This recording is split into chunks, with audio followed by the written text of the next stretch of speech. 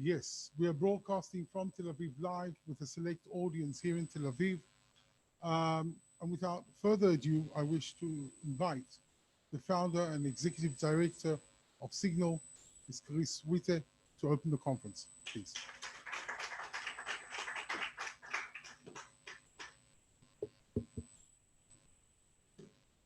Dear friends, colleagues, and honored guests, welcome. As you heard, we're having the 6th annual conference on Israel's China policy, but it is our first hybrid event, so be patient. We're here in person with a small COVID-friendly group and online with hundreds of you from around the world. I want to thank you for being with us today to address topics that impact all of us: China's rise and the China-US rivalry.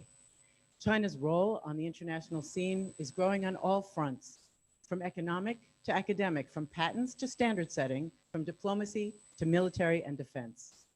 Since becoming the second largest economy in 2010 and under the leadership of President Xi Jinping, China's confidence has grown exponentially, as has its interest in global affairs. We see it here in the Middle East, where China's presence is felt from 5G technology in the UAE to tech investments in Israel, major infrastructure projects in Egypt, loans to Turkey, and a $400 billion 25-year comprehensive cooperation deal with Iran. And one of China's great achievements has been the ability to maintain good relations with everyone in the region. Israel's actually an interesting case to observe. We're a clear, strong US ally, a relationship often termed special. And we, like much of the world, have invested significant time and effort getting to know the USA, and like the rest of the world, is familiar with the USA as hegemon. For the good and the bad, when the US is running the show, we generally know what to expect. China is a very different story. Israel, like most countries, wants to build warm economic ties and expand on the ones that it has. But unlike with the US, little time and effort has been spent on getting to know and understand China, its culture, history, its unique features as a nation. Few seem aware of how very different our backgrounds and histories are. China's Confucian culture and our Judeo-Christian background have produced divergent ways of thinking and, in some cases, different sets of values. Actually, a central factor uniting Israel and the US is our common values, sourced in Mount Sinai. And as long as those values of the founding fathers of America stay at the center of US culture, we certainly will remain close allies. At the same time, we in Israel are now at a juncture where it's necessary to extend our vision and expand our knowledge base to include China so we can prioritize long-term national security considerations while at the same time improve economic ties. To enjoy economic benefits with China, it's necessary to understand how China thinks and works. It's also essential to have a sense of China's domestic needs and goals. But economics are nothing without security, making it critical that we recognize that it's up to us to set our policy to ensure our own national security interests, and that no country should hesitate to do so, certainly not for short-term or limited economic gains. Today, as we address some of these issues revolving around China's rise and the US-China competition, we're delighted to have the benefit of hearing from leading experts from the US, China, and Israel. We'll open with remarks from Israel member of Knesset, Yoav Kish, followed by China's former ambassador and great friend to Israel, His Excellency Zhang Yongqin. Our first session will focus on China's growing engagement with the Middle East and the implications for Israel. Next, we'll address the key role of allies and partners in America's strategy towards China and the possible strategic consequences for Israel. And finally, we'll look at China-Israel business and economic issues and discuss emerging opportunities and challenges. After the sessions, we'll hear remarks from the highly regarded former military advisor to India's National Security Council, our friend Lieutenant General Kundare. And finally, we're truly fortunate to have back with us this year, giving closing remarks, one of Israel's treasures, the esteemed Ambassador Ephraim Halevi. It's our hope that today's discussions will contribute to policy thinking in Israel that can help build long-term successful relations with China while addressing not only US security concerns, but our own here at home. On a logistical and technical note, this event is being held in person and on a Zoom webinar format, and I've been asked to mention a few technical points. Those of you who are here received your guidelines on submission of questions. Online, please use the Q&A icon at the bottom of your screen. Add your name and country along with your question. The chat has been disabled, and this event is recorded and on record. Finally, we've asked the moderators and speakers to offer focused, succinct remarks to allow for a series of engaging debates within the limited time frame of a hybrid webinar conference discussion. I want to thank our speakers and moderators in advance for their participation, and in some cases at very late hours. And thank you for joining us. And we look forward to the deliberations and your questions and comments. So without further ado, it is my great honor and pleasure to invite MK Yoav Kish, the former Deputy Minister of Health, to deliver the first address. Minister Kish.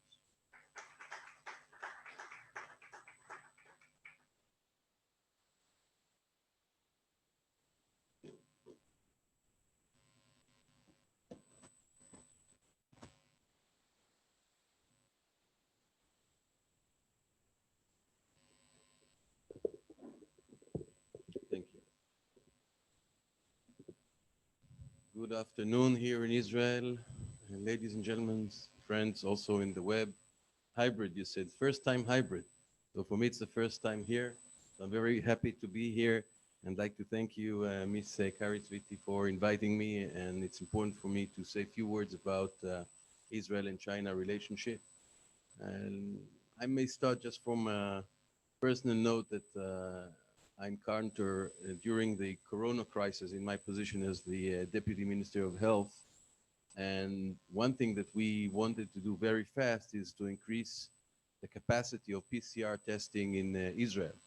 We're talking at the days where in the numbers of Israel, we had like 3,000 to 5,000 tests per day. That was the capacity of Israel at that time. And it was obvious that we have to pick up the numbers as fast as we can. And we eventually sought cooperation between MyHeritage here that I guess some people know, and that basically opened a lab here in Israel for 10,000 per day, picking up to 20,000 per day tests PCR. And it was done by cooperation with Chinese companies. And that was an amazing model of how you can create a unique source for such an urgent requirement here in Israel. And I think in less than a month, we had that capacity in the terms of Israel, picking up from 3,000, 4,000 to almost 15,000 per day. That was the first jump. And that was a real remarkable effort and achievement of both companies here in Israel and from China. Again, thank you for hosting and inviting me here to this important annual convention, which is taking place for the sixth time. This year, as I understand, the convention will stand in the sign of assessing the important factors that design the strong relationship between China and Israel. The importance of China for Israel due to the growing involvement of China in the Middle East, the opportunities and the challenges facing us in the new era, both for business and economic section, as well as for the political and strategic domain. As I just gave an example, how we can leverage on the capacities and capabilities of China, and how together we can create better for both countries. First, I'd like to refer to the relationship between China and Israel in the security area. In my background, I used to be a combat pilot for a few decades in the Israeli Defense Force. And I must say that I've flown American jets, no Chinese jets, it's still in Israel. So I come from that side of the air, let's say. And I also, in the Knesset, used to be a member of the Foreign Affairs and Defense Committee. And I can say without doubt that for Israel, our relationship with China is strategic and important than ever.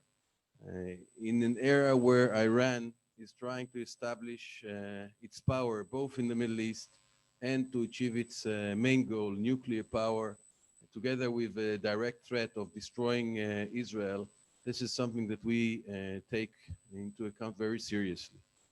We try and we do whatever we can to stop Iran from becoming a nuclear power. And I think that our friends in China knows that as well. And they understand that for us, this is a major and a main issue in our top list.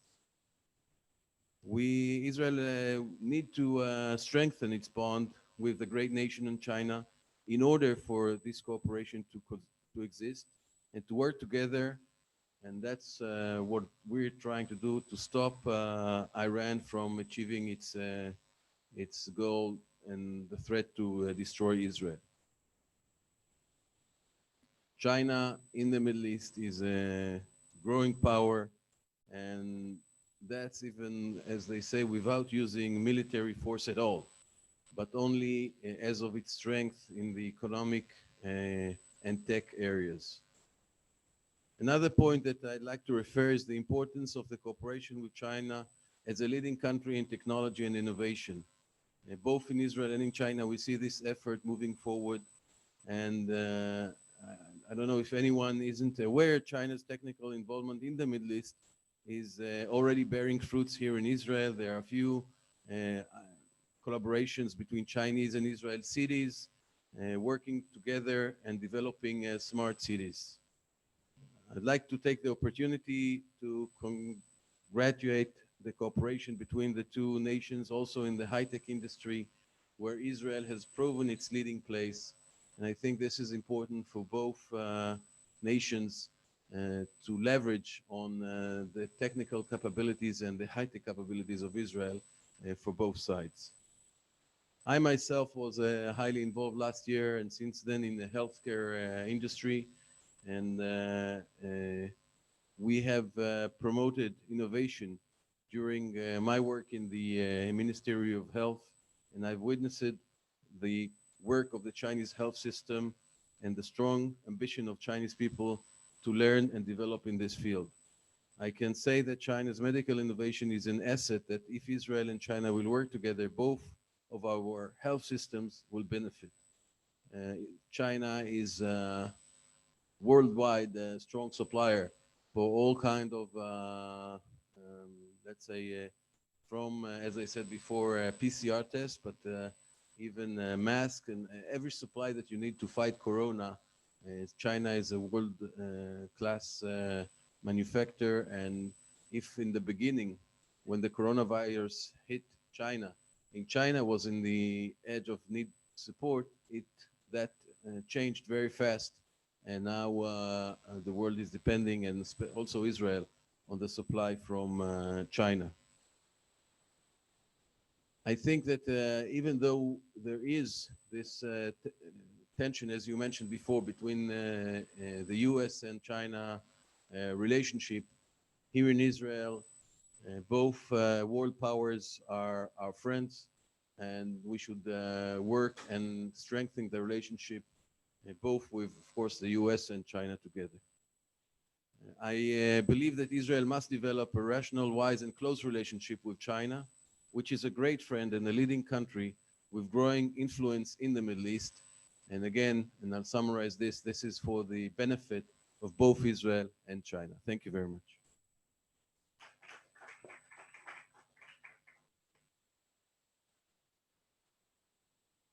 Thank you very much, MK Kish. It's a privilege now to turn to our first speaker connecting from abroad. And as Caris mentioned, it is the former ambassador of China to Israel, Ambassador Zhang Yongxin. He, since returning to China, he currently chairs the China National Committee for Pacific Economic Cooperation and is an adjunct professor at Nanjing University, where I understand he's also addressing Israel and Israeli foreign policy, if I'm not mistaken. Ambassador Zhang, the floor is yours.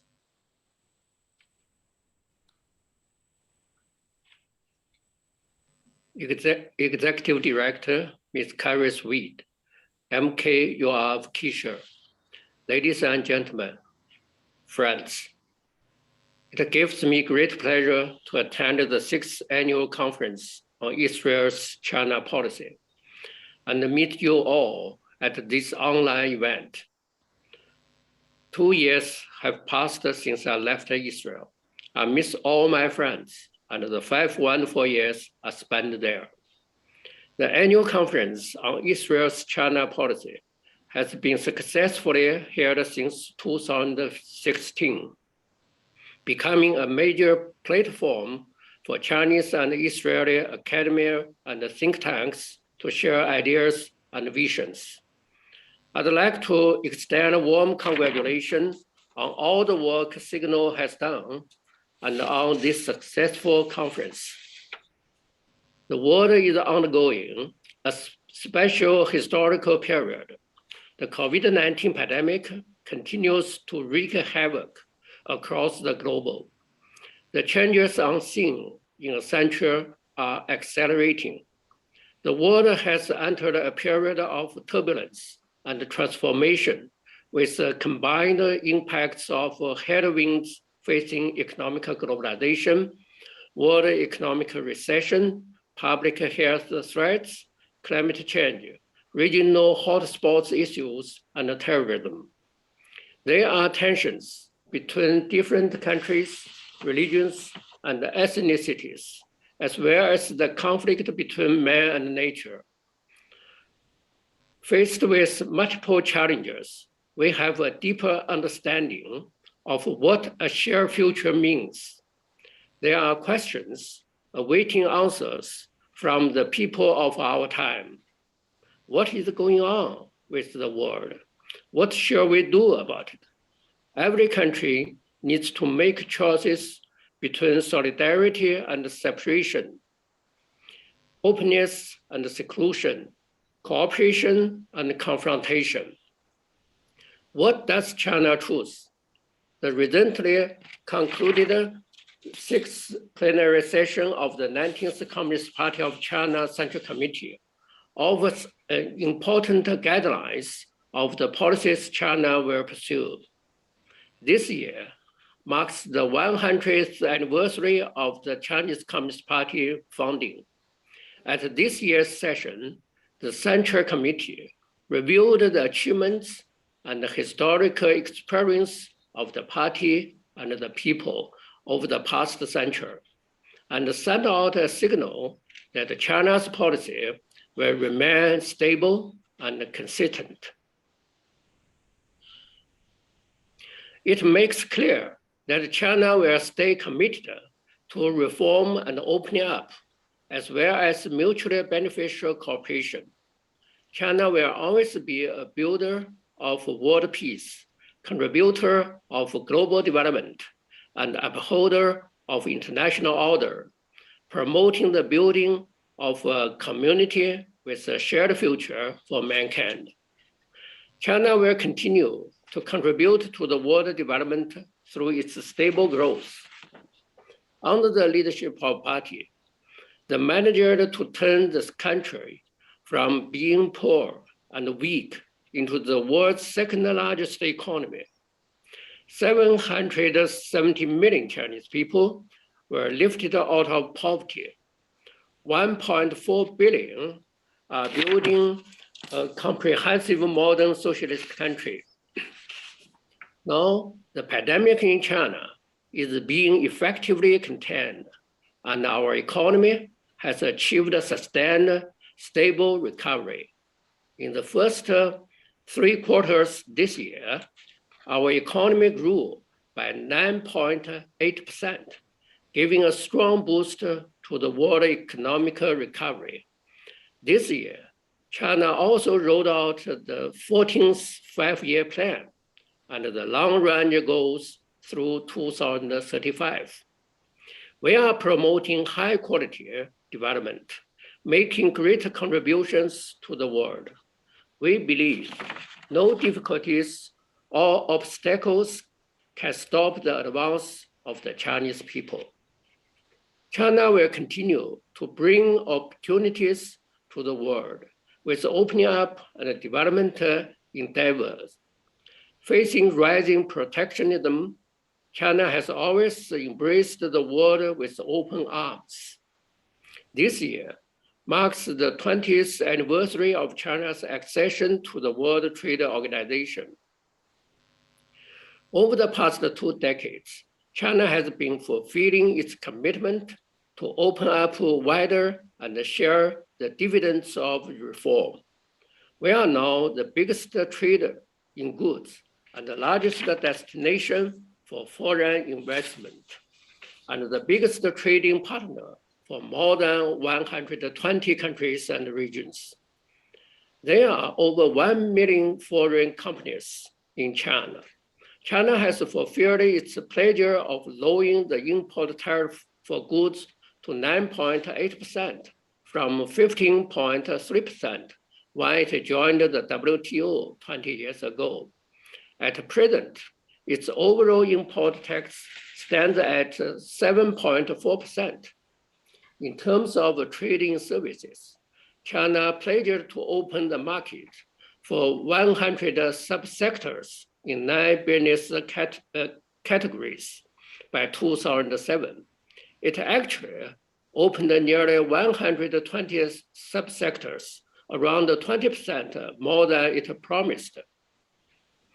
For more than a decade, China has contributed over 30% to the world economic growth, serving as an anchor and engine for world growth. As President Xi Jinping noted, we will not change our resolve to open wider at a high standard. We will not change our determination to share development opportunities with the rest of the world. And we will not change our commitment to an economic globalization that is more open, inclusive, balanced, and beneficial for all. With 1.4 billion people and over 400 million middle incomers, as China opens up wider, our market potential will be fully tapped. We will work with other countries to build an open world economy. China will continue to answer the questions of our time with Chinese solutions. In response to global challenges, China made propositions and actions so that the world at the crossroads of history can develop in the right direction. On climate change, China promoted and has since firmly supported the Paris Agreement. We proposed new measures on peak carbon dioxide emissions, carbon neutrality, and independent national determined contributions. China fully supports international anti-epidemic cooperation. We share epidemic prevention and control experience with the rest of the world, and provided assistance abroad, including a large number of anti-epidemic equipment, vaccines, and drugs. We put forward the Global Development Initiative to speed up the implementation of the 2030 Agenda for Sustainable Development and help global economic recovery. We promoted political solutions to hot issues, encouraging cooperation and friendship rather than confrontation and hostility. China will continue to uphold world peace and stability through peaceful development. We know too well how precious peace is, as we gravely suffered foreign aggression in modern times.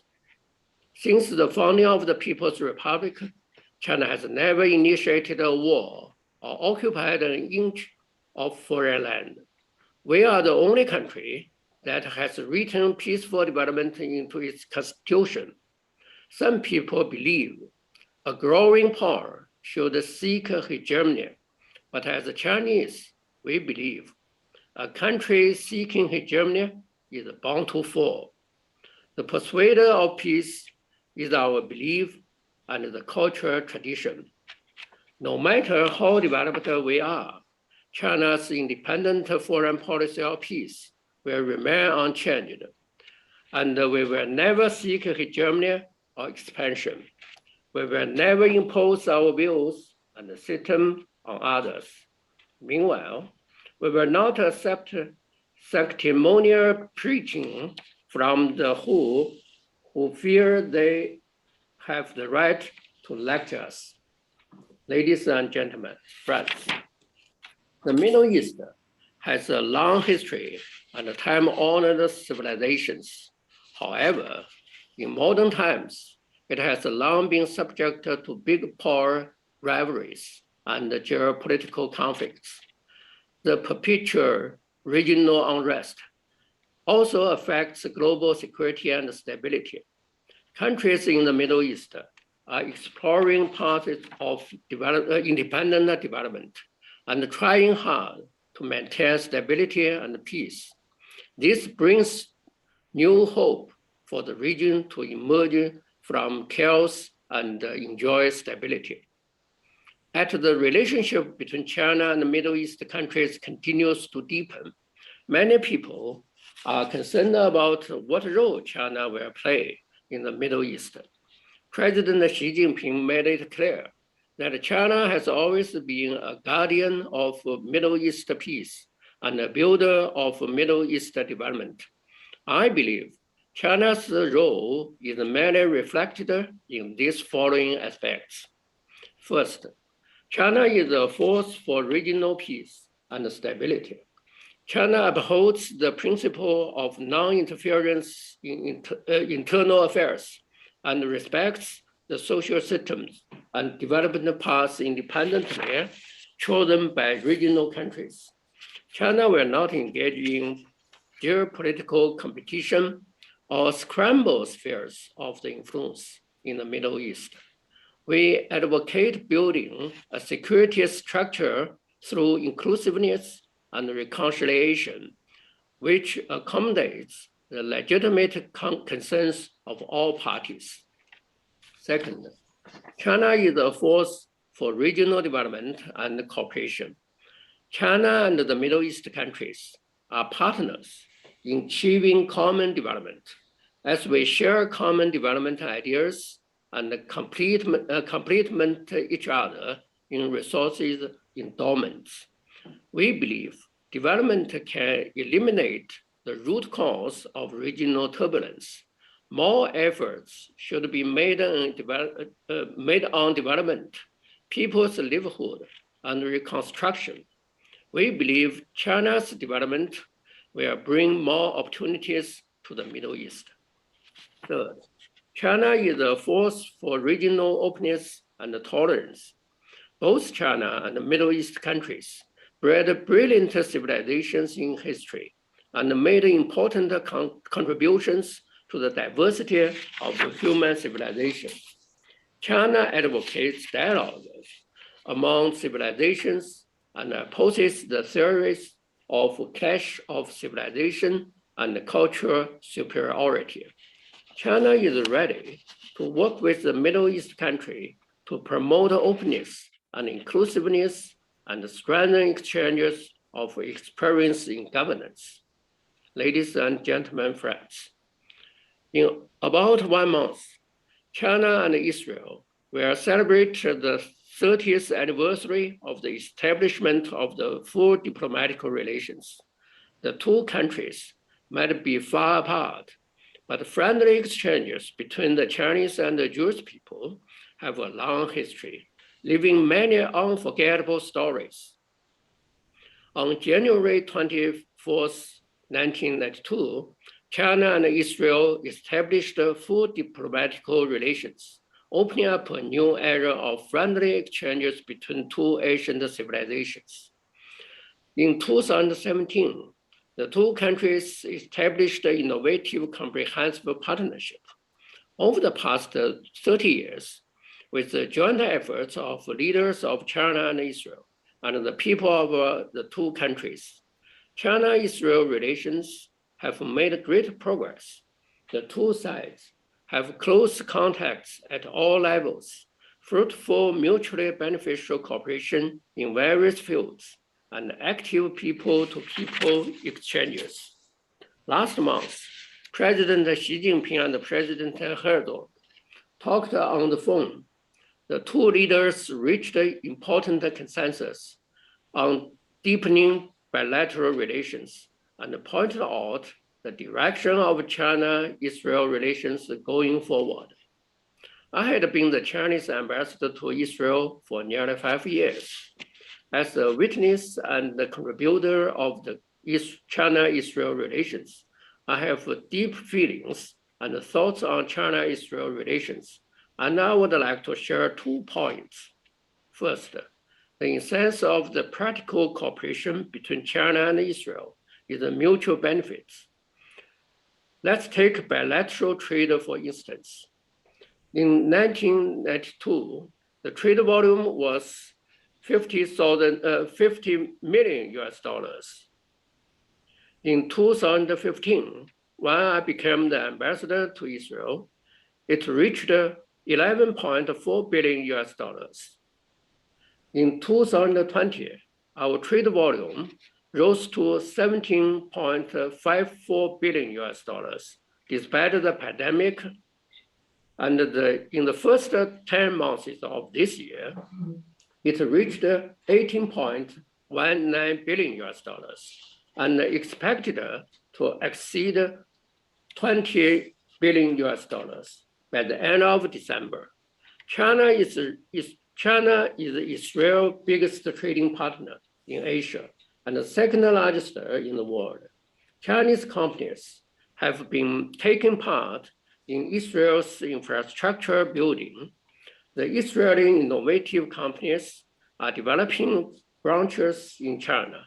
The two sides have cooperated in such landmark projects as the new port of Haifa, the China-Israel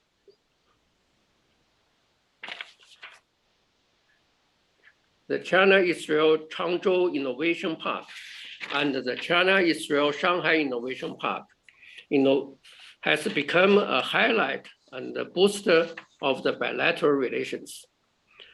Israel's advanced technologies, such as drip irrigation and water treatment, have taken root in many places in China.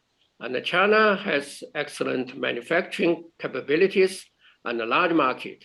Considering the shortage and the high cost of labor force, China's participation in the infrastructure projects has just made Israel's development need while providing many stable jobs. China-Israel cooperation is mutually beneficial and it brings tangible benefits to the two peoples. Second, we should view the bilateral relations from a strategic and long-term perspective. China and Israel have different ideologies, social system, and development stages, and we don't always agree on certain issues. That said, the two countries have the same goal and the determination to develop friendly relations and benefit to the two peoples. Over the past 30 years, our relationship also encountered disturbances, and some of them were very serious. However, the two sides have always kept the big picture in mind and enriched the sense and strengthened the resilience of bilateral relationship to ensure it's on the right track. Thank you very much, the ambassador, for this opening. I understand we don't have much time, so let's try to get into it. I think it was Confucius who said it does not matter how slowly you go, as long as you do not stop. And in the Middle East, perhaps slowly, surely, and in the last few years, I think actually less slowly as well, we have seen a growing presence of China in a number of arenas. As it was already, I think, briefly mentioned, China is making headways really just about everywhere. It continues to manage the delicate balance of Middle Eastern relations. On the one hand, establishing a 25-year strategic partnership with Iran. On the other hand, deepening the ties with the Sunni states, foreseeing the next year, the sixth China-Arab summit. China, from an Israeli perspective, have also been more active, leading actually a changing line of a more pro-Palestinian agenda at United Nations, taking a more assertive line on the Israeli-Palestinian conflict, and at the same time, of course, as was just mentioned, extending the China-Israel Comprehensive Innovation Partnership and engagement with President Jinping and President Herzog. And of course, all of these developments raise a number of critical questions. We have three outstanding panelists with us today. Mr. Ehud Yaari, who is the Israel-based lab for International Fellow at Washington Institute, a Middle East commentator, and really a seminal voice in Israel and around the world on Middle East affairs. He has been a commentator on Israeli television since 1975, the laureate of numerous awards for journalism, and his writings, of course, appear in the leading journals, newspapers in the world, from the New York Times and the Wall Street Journal, as well as a number of books that for the time I'm not going to list all of them. We have also Dr. John Alterman, who's the Senior Vice President of the Center for Strategic and International Studies. He also holds the Brzezinski Chair for Global Studies and Geostrategy, and the Director of Middle East Program at the Center. Formerly, he served as a member of the Policy Planning Staff at the U.S. Department of State. And we have Dr. Yo Jingsang, who is an Assistant Research Fellow at the China Institute for International Studies. This is the official think tank of the Ministry of Foreign Affairs in China. He deals with Middle East, with terrorism. He holds two PhD degrees, one from China and one from Japan. And I will move straight into this exchange.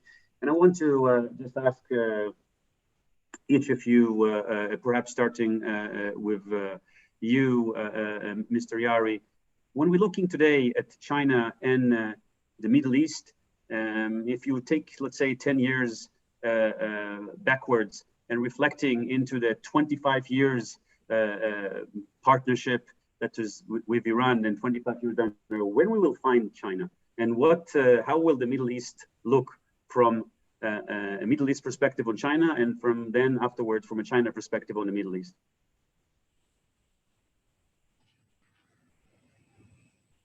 Thanks, sir.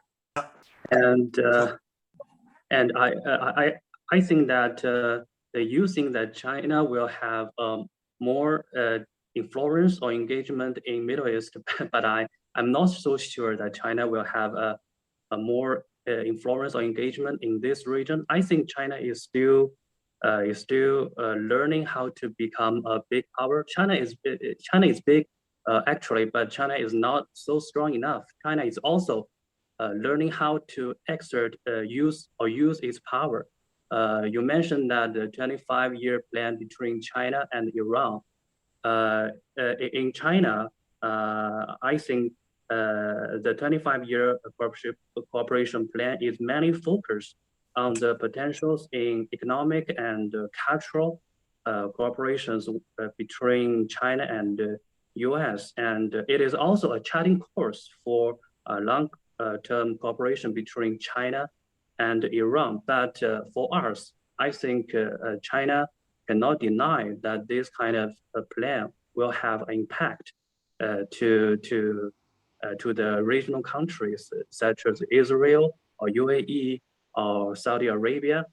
We have many conferences with these Arab states or Israel recently, and they all express their concerns and express their doubts about this kind of plan. And you may say that our Foreign Minister Wang Yi visited 9 countries in Middle East this year. I think our Foreign Minister Wang Yi hopes to expand our views about this 25-year plan.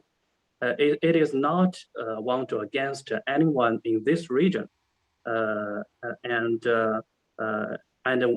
for China, we know our limits, and we will stick to our non-alignment doctrine, our non-intervene doctrine, and China-Iran cooperation will not lead to some kind of alliance or something like that. And I think we can also not deny that the China-Iran relations is also in the big picture of the China-U.S. relations. We cannot deny that, but it also lead to some impacts for us. I think in the future we should have more dialogues with the regional countries such as the Gulf countries or the Israel. China is big enough, but for us, we did not really know how to express ourselves or express our ideas about this region. And I think in the future we should learn more about how to express our views and have more dialogues. So that's all. Thank you very much for that. Let's perhaps with this, I'll turn to you, Odiari. So Dr. Yao says, look, China is perhaps a little bit like Switzerland. It is really neutral, and if it takes sides, it's really perhaps because it's not necessarily know exactly how to express or project its power. Its engagement with Iran is not something that should be looked into as something that counters other engagement in the region, perhaps engagement with the Palestinians as well.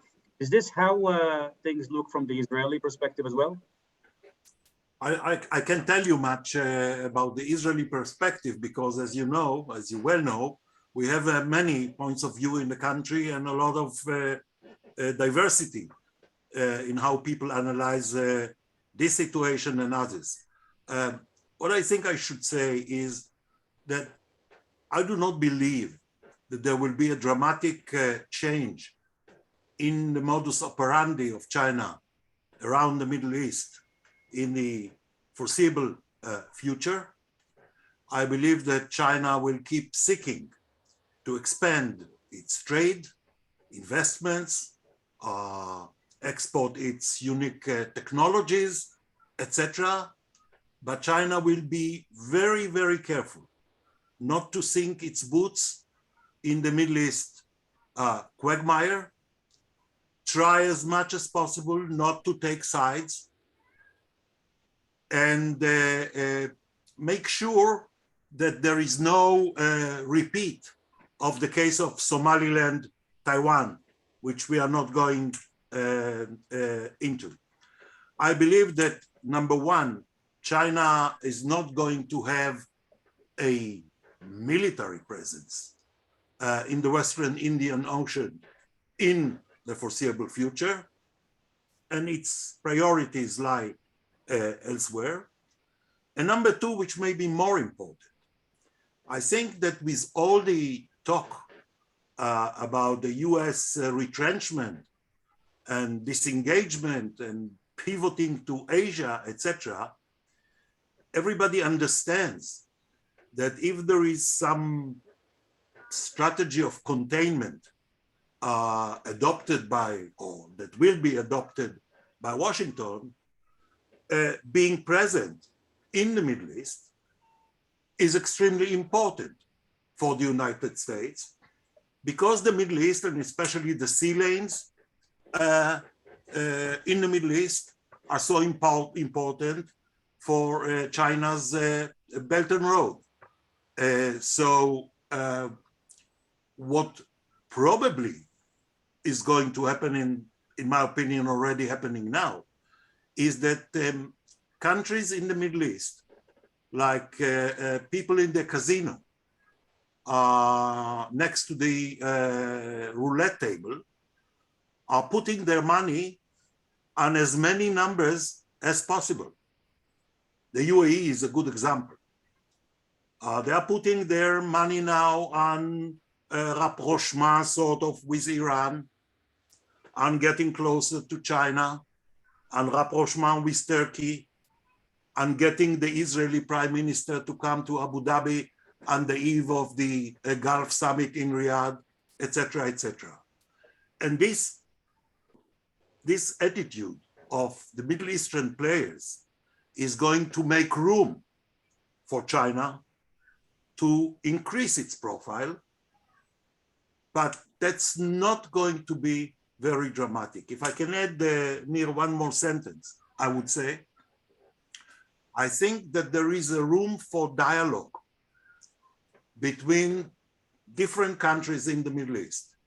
Certainly, the Arab Sunni countries that are, whether openly or not, friendly to Israel and probably others, about how to prevent or how to play in such a manner that we Middle Easterners, will not find ourselves trampled along the elephant's trail in case the contest between the US and China is transferred to this region. Thank you. Thank you very much, Ehud. John, if I can turn to you, you are a scholar, but you're also a former official, a special advisor to the State Department Near East, Secretary for Near East Affairs. Plenty of issues when it comes to the US and China. And I wonder if you can relate first to what was said and also to the American prism, if you wish, to China's involvement in the Middle East. Sure. Thank you very much, Nir. Thank you for having me. It's good to see my friend Ehud Yari, who I first met when he was only famous in Israel for 20 years. That was a long, long time ago. And it's good to see you again. You know, it seems to me that as we look forward, there are three big variables that we have to take into account, which we haven't really taken into account yet.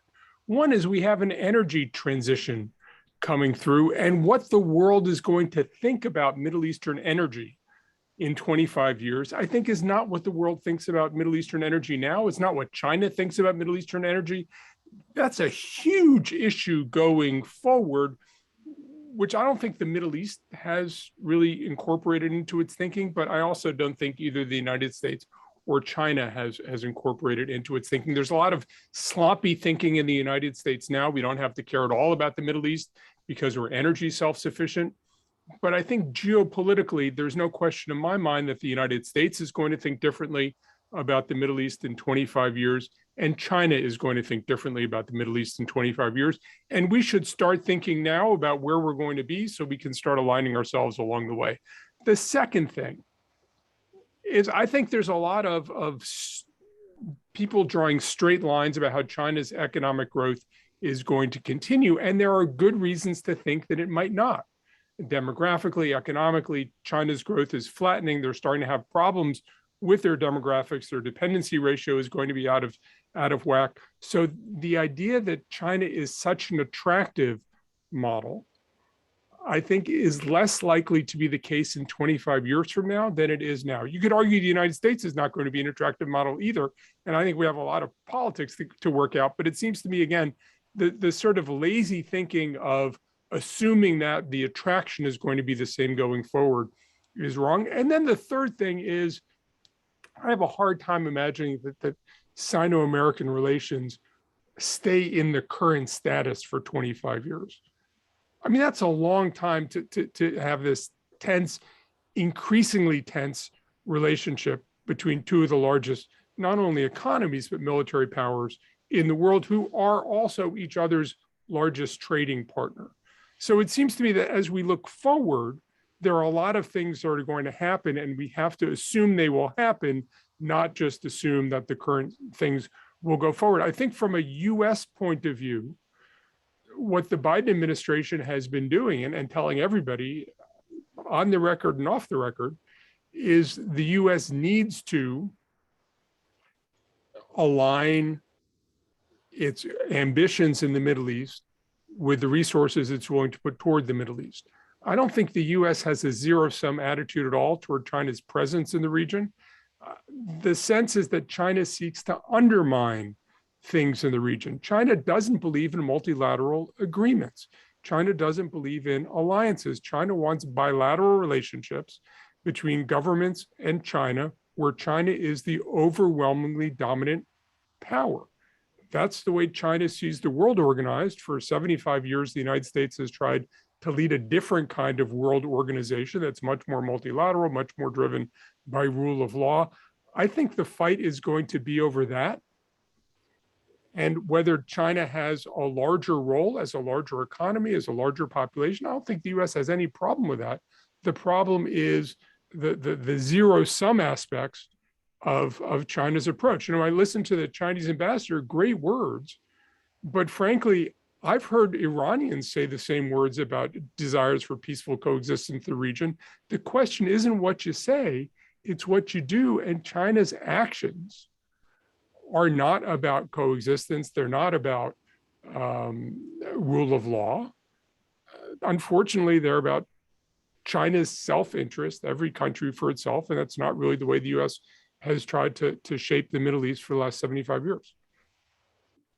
So thank you, and let's perhaps with this bring it back to you, Dr. Jinjiang. You spoke about the idea of not taking sides.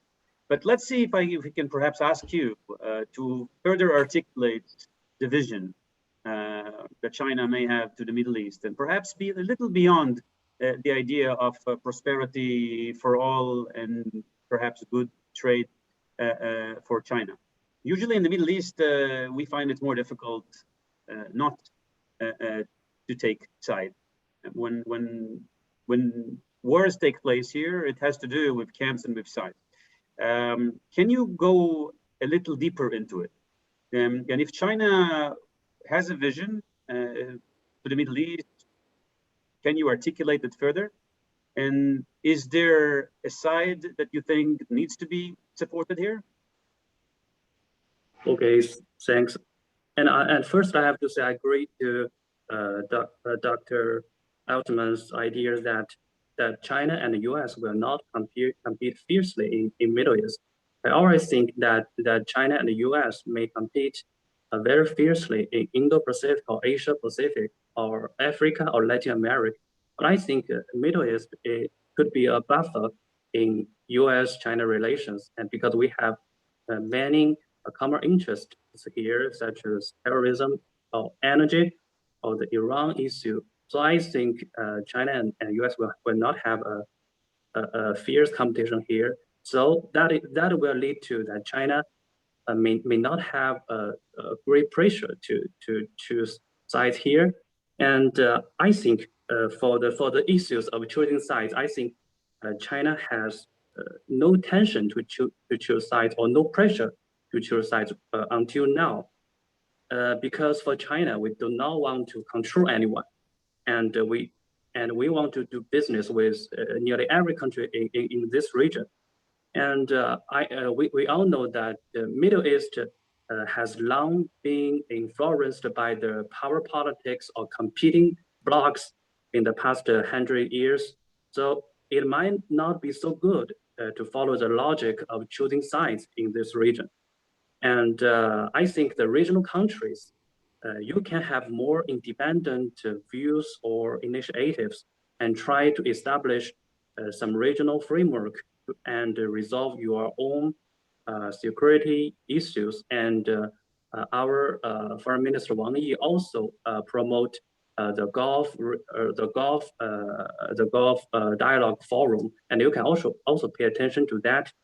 And in my opinion, if China or other non-regional countries try to choose sides here, it may not help to solve the conflicts in this region, but it can also make things more complex and more difficult to resolve. And we know in the international relations theory, we know the concept of balance of power, but it actually a balance of terror. If the basic logic it cannot change, and we will not get the real safety in this region. And in China, we have the non-alignment policy, and we also joined the non-alignment movement until now. So that's our basic principle and our nation brand. So for China, I cannot imagine that China will abandon this kind of nation brand or this kind of policy. So thanks. Thank you. Ehud, with this, back to you with two questions. China may be far enough and big enough to be able not to take sides. Israel do not always have that option. So first, in your opinion, is this not taking sides policy de facto means something slightly different? Is there perception that there are sides being taken? And also, what are the ramifications of all of this to Israel, both in the context of dealing with the Chinese involvement and also in the context of the growing existing rift between China and the US and some of the issues that we've already seen that have come to the fore because of Israeli-China engagement? Thanks. As I have mentioned in the first part, I'm asking Ehud Yaari to answer this question. It's very clear where Israel's priorities are, and they are not going to change. That doesn't exclude developing economic relations with China in those domains in which it doesn't stir problems between Israel and the United States, to put it very bluntly. And I think the Beijing knows very clearly where Israel stands. I think that we are waiting to see how China will act once a sort of a quad system emerges in the Indian Ocean, if it does emerge. And then, as I've mentioned before in a Signal webinar, whether it's getting linked to the Red Sea Council and then on the other end of the Suez Canal to the East Med organization, which is getting more and more of a military dimension, joint drills, etc. And the second major point is Iran. At a certain moment, China may have to take a decision whether it's willing to provide major arms systems to the Iranians. That is going to pose a problem for China. What are the Gulf states going to say? Never mind what Israel is going to say. How it's going to work. So I think China, and we have to understand it, will stick to, as far as possible, to its current modus operandi. Yes, they can raise the volume of some criticism of Israel in the Palestinian context.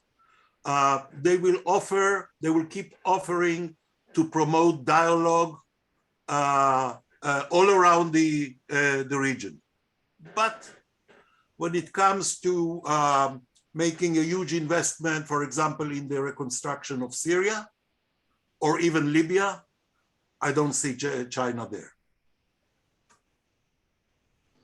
And John, back to you with this. If we're looking at US-China and Israel-China relations in the context of these sides being or not being picked, how do you portray perhaps guidelines or the red lines from a US perspective? I think a lot of the red lines have to do with proliferation and what used to be called rogue states on the U.S. side. I don't think I have never heard a U.S. official express concern, for example, about Chinese investment in civilian, purely civilian assets in Israel, Chinese investment in Egypt. I mean, that's not what the concern is. The concern is dual use facilities, espionage, undermining networks. I think and then of course, supporting hostile states and supporting proliferation programs. But I don't think there's any desire at all in the United States to keep China down, to keep China out of the Middle East. I think there's a frank understanding that China is a very large economy. It's the largest trading partner of lots of US allies, and that's not a problem. The problem are the kinds of behavior the US has expressed concern about and has tried to sensitize allies and partners to the concern about.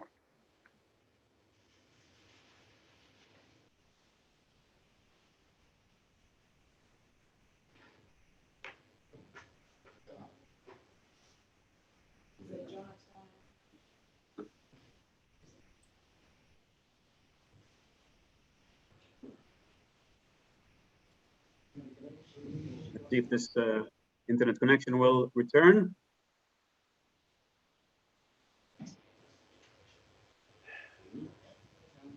We have some technical problems. Oh, John, you're able to hear us? Yes.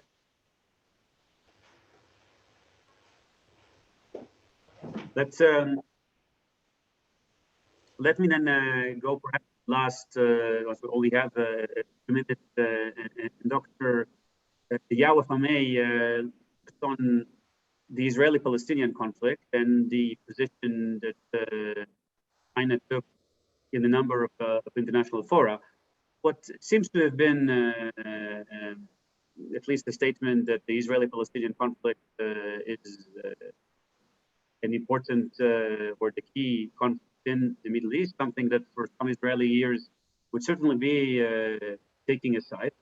And I wonder if you can help clarify and perhaps put some more color on the vision that China may have for the Israeli-Palestinian conflict, also in the context of some attempts of engaging Israelis and Palestinians, and perhaps even broader, if you can share some perspectives on the Abraham Accord and how China sees these recent dynamics.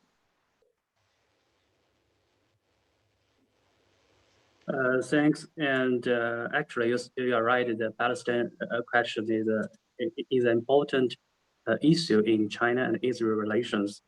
But I think it is not a fundamental conflict between our two countries.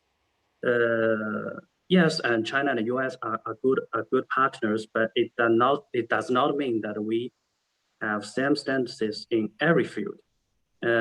Such as I think in Palestine issue, China and Israel have already formed a pattern to dialogue for mutual understanding, and the recent new development will not have a fundamental or serious impact on the bilateral relations. And yes, you say the Abraham Accord. We know that the Israel is also nowadays improving its relations with Arab countries, and I think it is also helped to improve the environment for Israel's survival in its region. So it will make China more easy to deal with the Palestine issue. And I think for the Palestine issue, the China stance, it is very clear. And we hope that the Israel and Palestine could resume peace talks based on the two-state solution. And we also supported recently the Palestine side ideas of holding an international peace conference and calls for the holdings of the international peace conference led by the United Nations and with the participation of the permanent members of the UN Security Council and all stakeholders in the Middle East peace progress. And of course, China also welcomed the Israel and Palestine and hold direct negotiations in China, and we have we are open to all the paths in this to Israel and Palestine. I think for China and Israel, we may have different views or not the same views on the Palestine issue, but I think our goals is the same, that we all hope to make the regional peace in the Middle East. So I think we have the same goal, so we can work together to promote it. So that's all. Thank you. Thank you very much. And let me take a question that came from the audience. The United States has imposed sanctions on the exports of chips and chip-making equipment to China. And he had used all the influence to exclude Chinese companies from the construction of broadband infrastructure, citing security concerns for which it has to provide no proof. From China's standpoint, this looks like a naked power play to suppress China's economic development, yet you say that the US has no problem with China's growing economic role. How do you reconcile this? This is a question for Dr. Altman. China's growing economic role buying large dairy companies in Israel is not any problem. I don't think there was any concern from the US side when China bought Tnuva. The issue is infrastructure that can be used to penetrate communications equipment, things like that. China has a history of doing it. China doesn't have a history of strong safeguards to protect secure communications. China has a history of building dual-use facilities. And I think for those reasons, I don't know, Mr. Goldman, I don't know if you're a technical expert. I'm not a technical expert. But when I talk to the technical people, they tell me that there are serious concerns. The fact that the Chinese technology companies are not only have large government shareholders, but also are required by Chinese law to cooperate with government requests is concerning. And I'm not sure what business you're in, but I think that the US legal protections are stronger than Chinese legal protections for the confidentiality of communication. So I think there are issues of technical infrastructure where there's concern that China could penetrate either for surveillance or potential sabotage purposes in cases of war. And the US is concerned about it. I actually don't think that concern is going to go away. There are all kinds of trade that aren't worrisome in that way. And I don't think the US is objected to them at all, but technology and communications are different. Thank you. And we have 3 minutes to go. So the very last to both of you, Ehud and Yao, if you can articulate one challenge and one opportunity for China and the Middle East.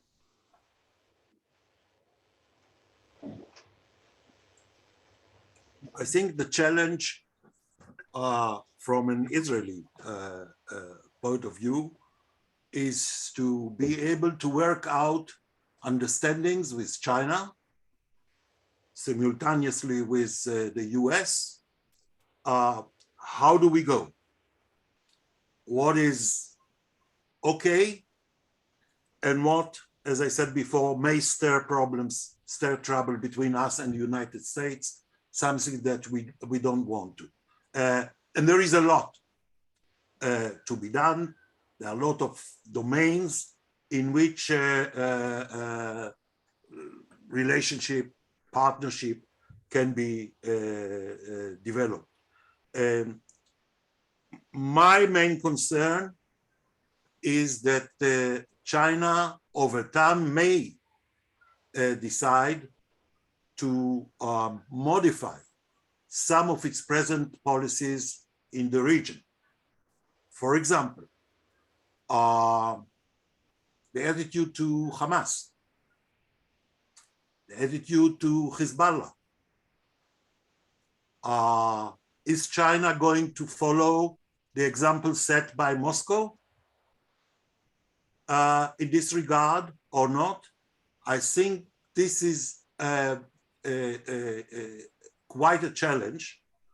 But so far, China has been extremely careful not to go in these directions.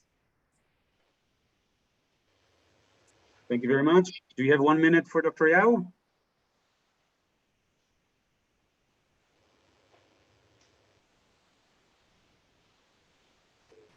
Or we may have lost him, in which case let me return the floor to Caris and to Signal. I want to thank the three esteemed panelists, and thank you very much for this exchange. Short, but certainly to be continued.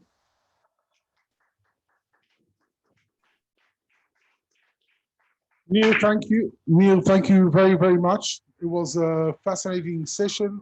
I want to join you in thanking the speakers of your session, each and one of them, for a very interesting and timely discussion. And with your permission, we are about now to move to the second session, dealing with the implications of the US strategy regarding China and how it affects US allies. So, and we are looking forward to welcoming three, again, outstanding speakers, Dr. Evan Feigenbaum from the Carnegie Endowment for International Peace. I can see him already joining. Dr. Zhao Hai from CAS, I'll shortly introduce them. I'm just trying to see them. And Professor Alessio Patalano from King's College London. I saw him. Yes, I can see him actually now. Yes, having a hybrid conference is always an interesting experience, first for me, so I hope that you'll bear with me.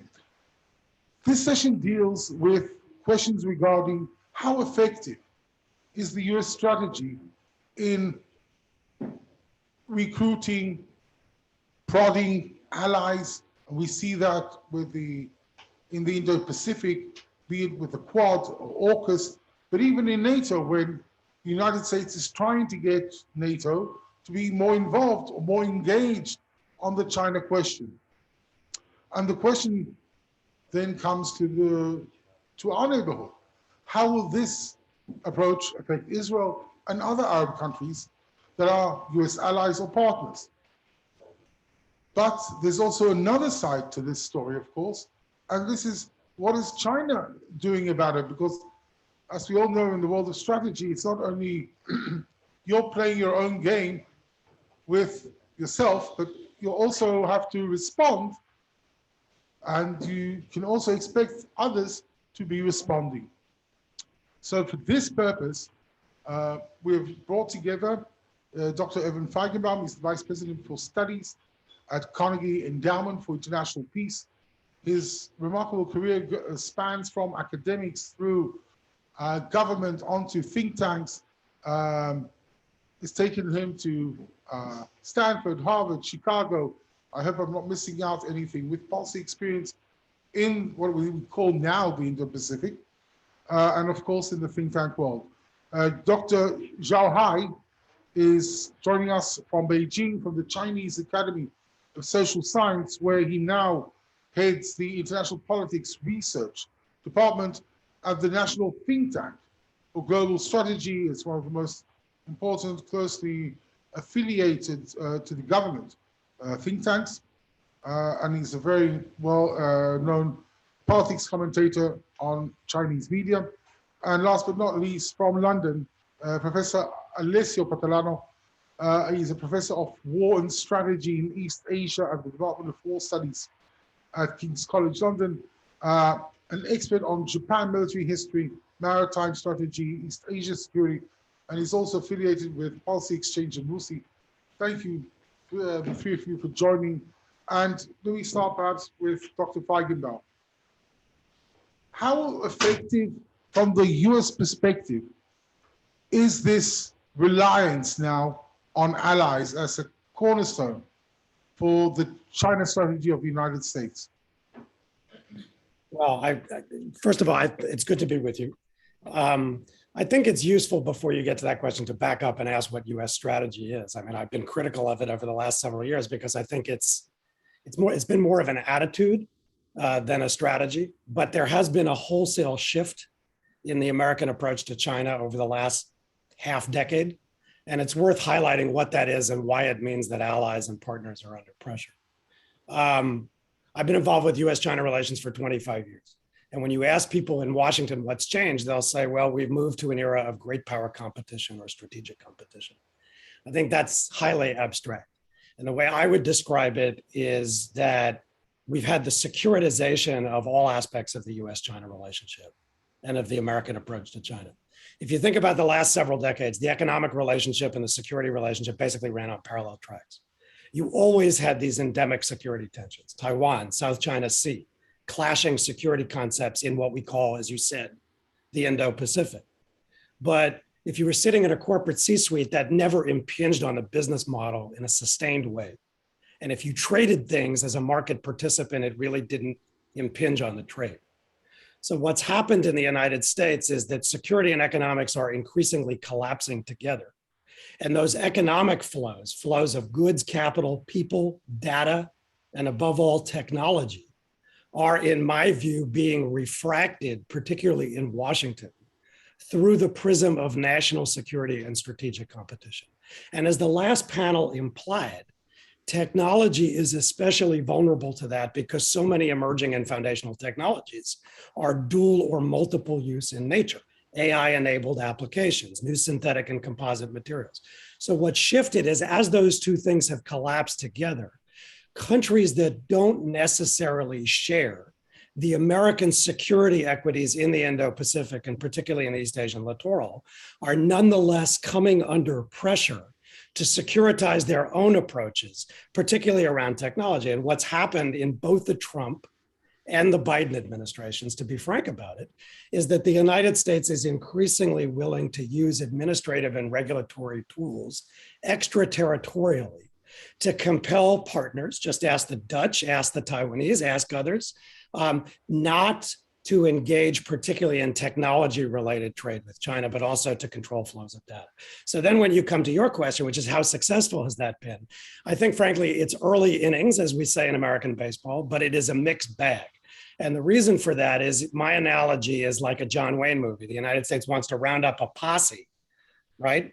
But what it has is a coalition of the aggrieved, but not necessarily a coalition for collective action. A lot of countries share American grievances about barriers to investment in China, obstacles across and behind the border for their companies, but they don't necessarily, to use a medical metaphor, share the American prescription even when they share the diagnosis. So that's the challenge the United States has, is as it tries to extraterritorialize those, it's running into countries that share the grievance, but aren't willing to be coalitional in a highly confrontational way. Thank you very much. I saw you, Professor Patalano. It seemed to me that you agreed on several points that Dr. Feigenbaum made. And take us to the perspective of US allies, be it in Europe or in Japan. Is this issue of the difference between the diagnosis and prescription a major issue? Mr. Chairman, thank you so much. First of all, thank you very much for the opportunity to join today. I was not being so much, I almost hurt my neck. That's the extent to which I was agreeing with what Evan was saying. Because I think, and Europe is a complex picture in the sense that different actors within Europe, and you can take it as the different blocks, the European Union, as opposed now to sort of Britain and the European Union, you can take it into smaller sort of groupings. You've got Eastern Europe, Western Europe.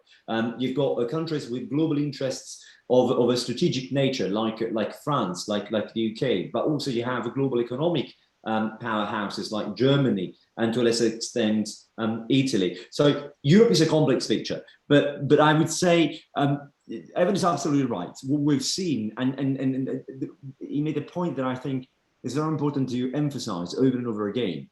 From a European perspective, the Biden administration has brought some measure of change, but there was so much expectation built up before the administration came into power, because of the emphasis and all the sort of whispering about how partners and allies would be central to American foreign and security policies, that in a way, in terms of delivery, there has been an even greater disappointment. I mean, you knew what kind of deal you would get from a Trump administration, but there was so much expectation from a Biden administration that somehow has been seen as not delivering on it. That if you want, it's sort of like it places the broader European picture in a similar sort of conflicting position. Specifically, though, what I would add to this is 2 points. Generally speaking, from a broader European and certainly sort of major partners of the United States, there's 3 things that from the initial guidance on national security strategy that came out of the Biden administration, you can certainly see being taken on board. And when I say this, I use as a reference the various Indo-Pacific strategies that have been published across Europe. You've got the French, you've got the Dutch, you've got the German, you've got the EU, and then of course the Indo-Pacific tilt in the UK. Generally speaking, there is a recognition of a geopolitical shift in terms of structural level of international relations, with state-on-state gauging became central to it. Whether you want to call it, I don't like to use the major power competition, because as Evan was eloquently pointing out, it's a bit abstract and it doesn't sort of speak to the essence of what we're talking about. That's one. There is a second point that there's an increased link between prosperity and security. And again, here I think that is where there's in Europe, there are differences. I think the UK at the moment is perhaps the country that's more strongly come out with statements to the effect that supported the notion that there is no prosperity without security, and the securitization of fields that previously were not securitized is becoming increasingly more prominent. And then there's the third point about values. I think, again, there is a conversation in Europe about what values one and how one should present values. And here, the UK, France, Germany certainly have taken a different position compared to the United States, emphasizing less democracy in terms of forms of government and more in terms of openness of societies and economies.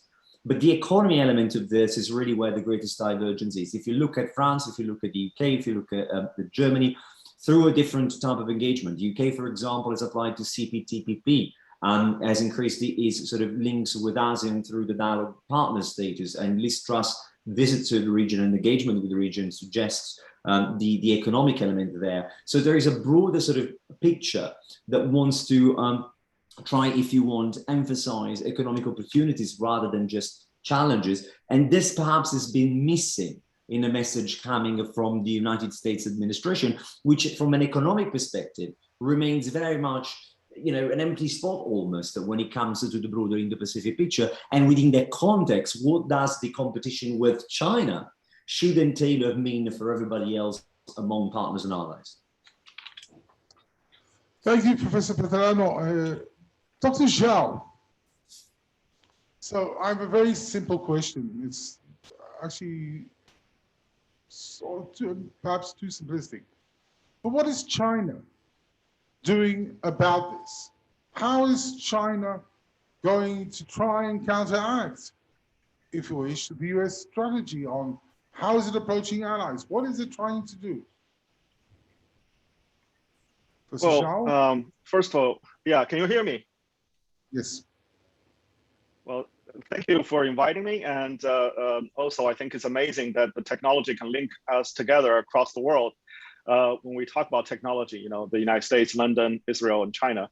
And now I think technology are kind of two-sided sword. On the one hand, we're having security problems, securitization of technology and weaponization of interdependence. And on the other hand, we have technology improving our interconnections during this time of pandemic, and we can continue our dialogue to improve our mutual understanding. As to your question, I think it's very, very difficult, actually, even though it's a simple question. First of all, let me respond to Evan that this is a mixed bag in terms of US strategy towards China of, you know, getting allies together and act together. And from China's perspective, first of all, China needs to stand its ground and react tit for tat against the US strategy in the past couple of years, including the Trump administration and the Biden administration so far. And secondly, China is seeking an opportunity to at least slow down this process of reciprocity and continuing deterioration of relationship. Both sides, I think the US side and China, understand that if we go further down, there could be a potential of things getting out of control, and we go to the current sort of half competition, half confrontation into a real so-called neo-Cold War. So in order to avoid that, I think China has put into place several approaches. Number one, first of all, we realize that there are two logics involved here. From the very beginning, Paulson has stated that there's zero-sum logic, which follows, military and politics, and also there's this win-win logic that China follows, which applies mostly to the economic area. So China now is trying to enlarge its participation in the world economy and trying to participate into more international organizations, free trade agreements, and exploring more markets and diversify its market other than the United States. And that's number one. So that's why I think many areas, including the Middle East, are very important, critical now for China. And in particular, I think US allies, Europe, Japan, Korea, India, they're also very important markets for China. And also for that reason, technology and investments coming from those places are critical if the US further limits its access for Chinese companies and Chinese states and people. And secondly, I think it's very important to understand that China understand the current US alliance system now having a problem, which is a collective action dilemma. When the US is trying to enlarge its grouping of this alliance, the bigger it gets, the less likely they can act together because they have diversified interests and they have different kinds of demands for the United States. And currently, because of domestic problems and international decline, the US has hard time to meet those demands and try to get those countries all on board. So for China, we understand that the small group is very hard to crack because they are based not only on ideology, but actually based on race, Anglo-Saxon sort of grouping. However, other things, however, other countries are not so much, tied with racial relations and based on cultural history and language that's so closely tied to the United States. So in those areas, China may have an opportunity to separate those countries, to not follow US so closely, or at least maintain an independent or neutral position towards China. And lastly, I just want to state that right now, China is still not getting out of this confusion that both Evan and Alessio alluded to, which is that we don't know exactly what is the US strategy and where the US strategy, future strategy is pointing, because you have different administrations having completely different approaches toward China.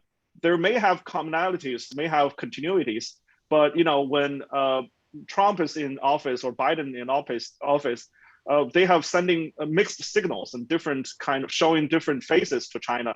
So China have hard time responding to different administration, their priorities or their agendas.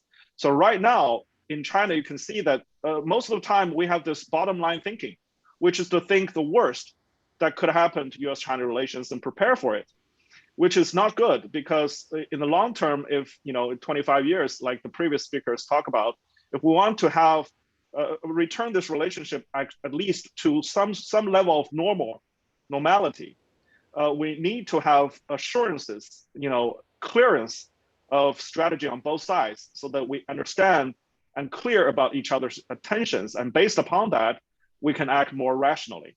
And other participants, including US allies, could act more rationally according to that. I'll stop here. Thank you. Thank you. Dr. Zhao, thank you very much. We don't have much time, so from this point onwards, quick questions, quick answers, please. But I could not ignore, again, Professor Catalano, but I have to ask you and other speakers to go on mute when you're not talking, because otherwise when you burst out in laugh, everybody sees that. So, Professor Catalano, I want to pick up on a point that Dr. Zhao made. And he said that in my Western modest and simplistic thinking, China is trying to woo some of the allies away through economic agreements or free trade associations, things that the US clearly is not in a position to deal with right now. Is it working? Sorry, your microphone was not particularly clear with the question. The China strategy of trying to woo away or divide, if you wish, US allies. Is it working? Absolutely not. And there's no reason to elaborate more on that. I think that suggesting that somehow there is a fragmentation of US allies insofar as the broader direction of travel of the security landscape and the role that China has had in degenerating it, I think it's fantasy land.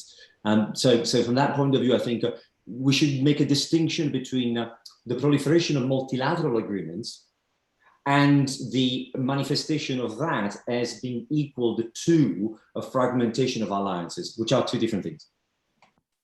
Thank you. Dr. Feigenbaum, you listened to what Dr. Zhao had to say. Is this really something that could threaten, undermine the evolving, let's agree at least on that, US strategy towards China?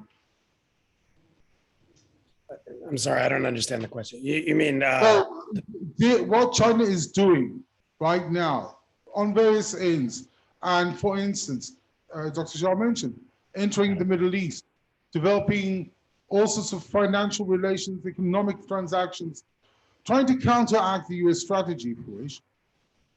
Is it something that people in Washington are thinking about, making them pause, reconsidering? It's raised the bar for the United States, frankly. I mean, let's start with the trade piece, and I'll be brief. You know, I often hear that China's insular, but I mean, there is a country that signed a comprehensive agreement on investment with Europe, upgraded a free trade agreement with New Zealand, joined the RCEP, applied to the CPTPP, applied to the DIPA, and that country is not the United States. So it has raised the bar for the United States to be more forward, not on the role of business and investment, but on the role of rulemaking in the economic. So there's that. Then second, on the global South piece, which is where you get to Arab countries, Africa, Central Asia, I do think it's raised the bar because the United States is, broadly speaking, commercially absent in many of these regions, and because the nature of the American offering is rather different. So it's changed the conversation in the United States, and I think it's raised the bar for American policy if the United States wants a strategy of greater activism around the world, in part in the face of growing Chinese activism around the world. And I think that's been wanting, frankly, which is why people like me have been critical. So let me just follow up on that briefly. So it has raised the bar. Do you expect or anticipate the United States to do seriously something about that, or no? Well, not if your metric is trade agreements, then the answer is no. And I think that's been made very clear. Tony Blinken gave a big speech last night, and you didn't hear one word about traditional trade agreements. Because, and frankly, that's not just an American phenomenon. A lot of countries are interested in subsidizing their industries now. So that old agenda of behind the border liberalization, I think, has fallen by the wayside. What will change, and I think you're picking up hints of this, is the United States experimenting with the variety of tools it has. Supply chain coalitions, technology coalitions, investment propositions, digital trade and standard setting. And there, as I said, the bar has been raised, the challenge has been thrown. And the question is, does the United States just want to lean on the role of business, which frankly can operate under anybody's rule set, including a Chinese-derived rule set? Or does the United States want to rediscover its traditional role as a standard-setting nation, which it's walked away from and abandoned over the last several years? That doesn't just have to be about multilateral trade deals, but it does require that the US think about its own role in the standard setting space in a way that I think really fell by the wayside during the Trump administration in particular.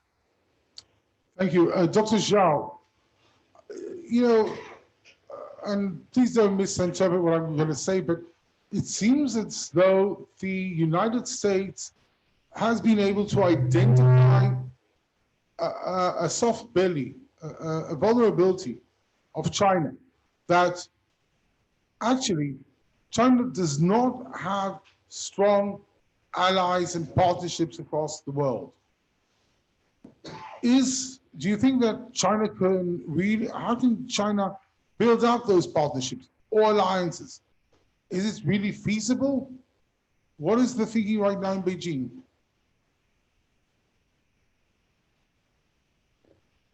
Dr. Zhao?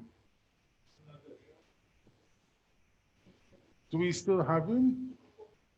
He has internet problems, so we'll come back to him.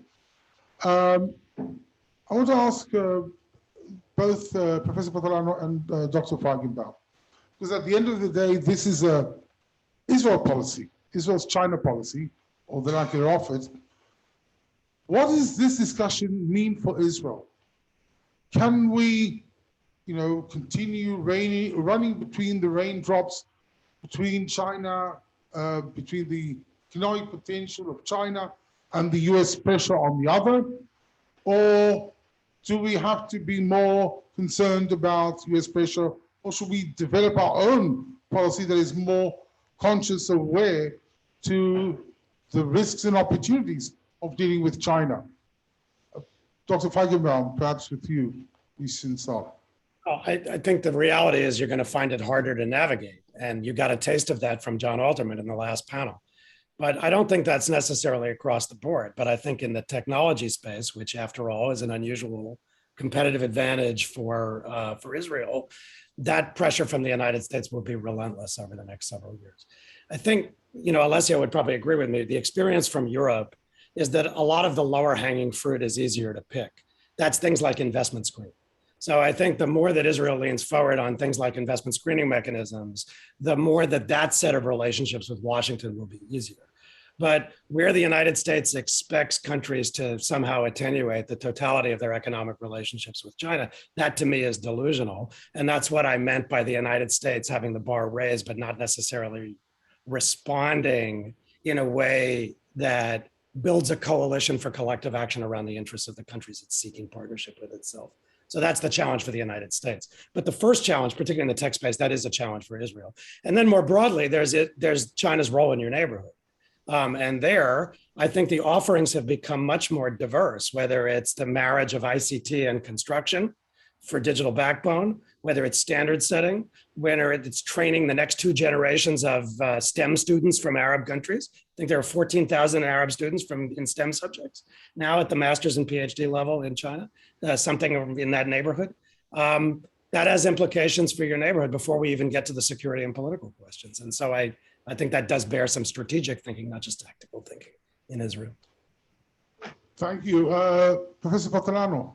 Yes, unexpectedly, I agree with Evan, and I will sort of add 2 points. Number one, it was mentioned earlier on the problem of race, and that's when I was taken aback with a bit of a laugh, because obviously it was referring implicitly to the AUKUS agreement, and as someone who's been sort of involved in writing about it and thinking about it, there's I'm the furthest you can go when it comes to Anglo-Saxon. So associating that with race, it makes someone like myself laugh a bit. But I think it speaks to an important point that is relevant to Israel.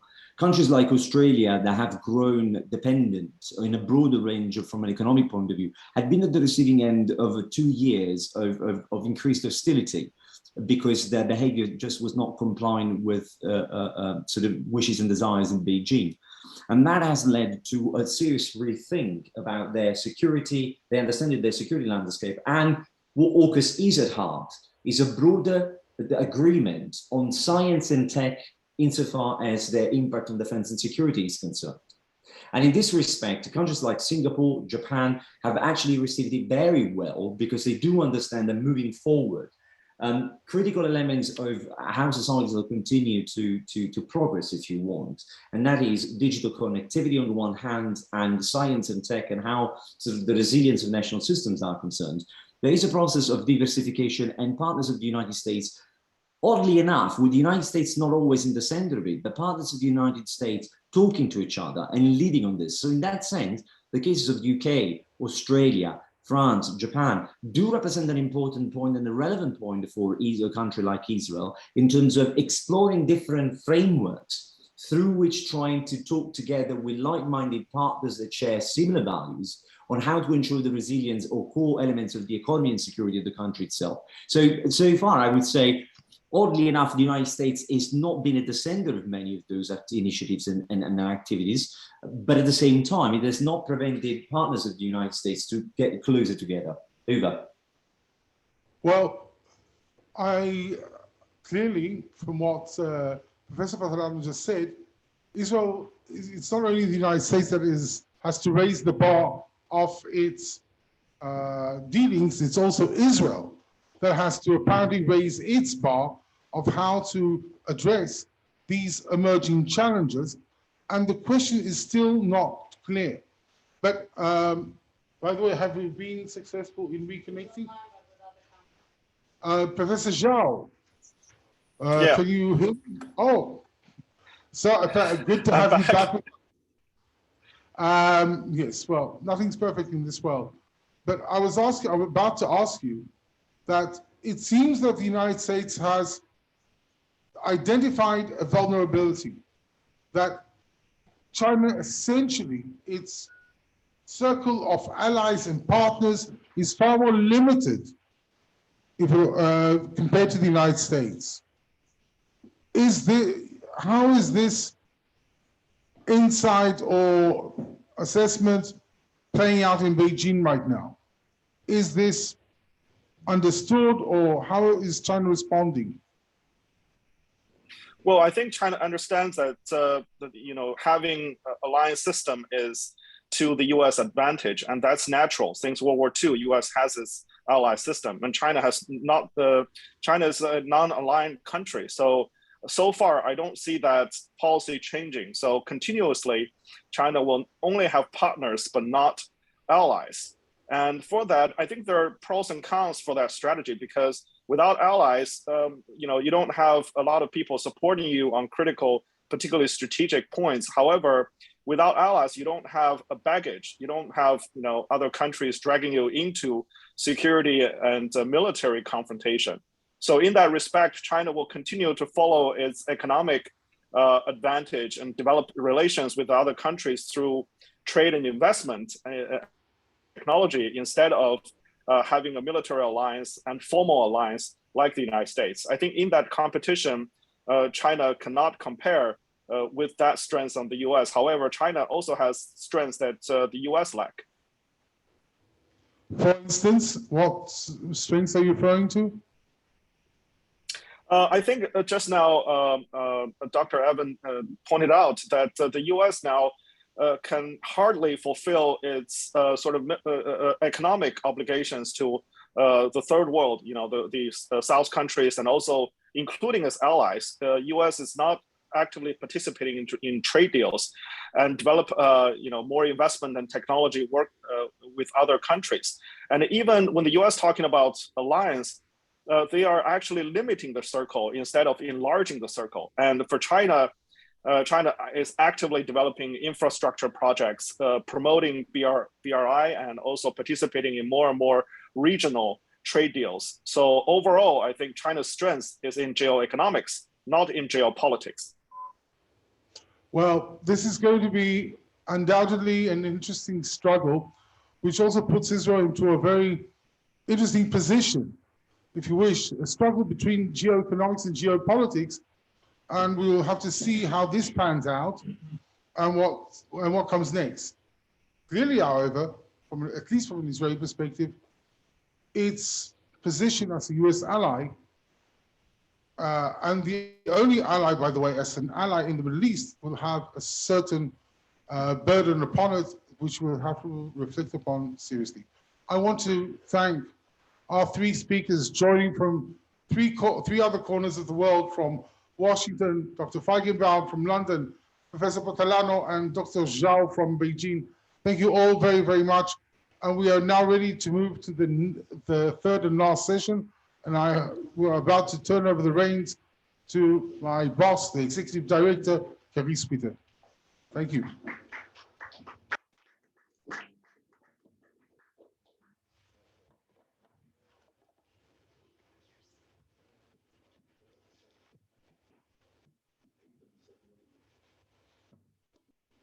Testing, testing. I'd like to invite the speakers to join me. Haggai Dror, I will start while he's coming up, and also Leo Leiterman. I am so fortunate to have actually a shared stage. I'm not here all by myself like Tommy or online like Nir. So it's very exciting for me to have a session with Haggai Dror, Managing Director of Healthcare Israel of the Ministry of Health of Israel, who has a decade of experience in health economics, leading national health reforms, which is no easy trick in this country. Haggai has led budgeting of Israel's Ministry of Health at $8 billion a year annually and overseeing 20,000 personnel. And I'm just cutting their extensive bios short for the sake of getting into the session sooner.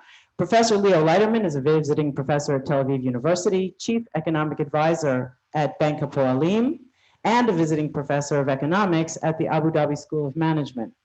And Professor Wang Dehong, who is joining us from China, is a professor of finance and international business at the School of, at the Beijing Foreign Studies University, and was a visiting scholar at Ben Gurion University in 2016, which led to the publishing of a book on Sino-Israel economic and trade relations, which was published in 2020.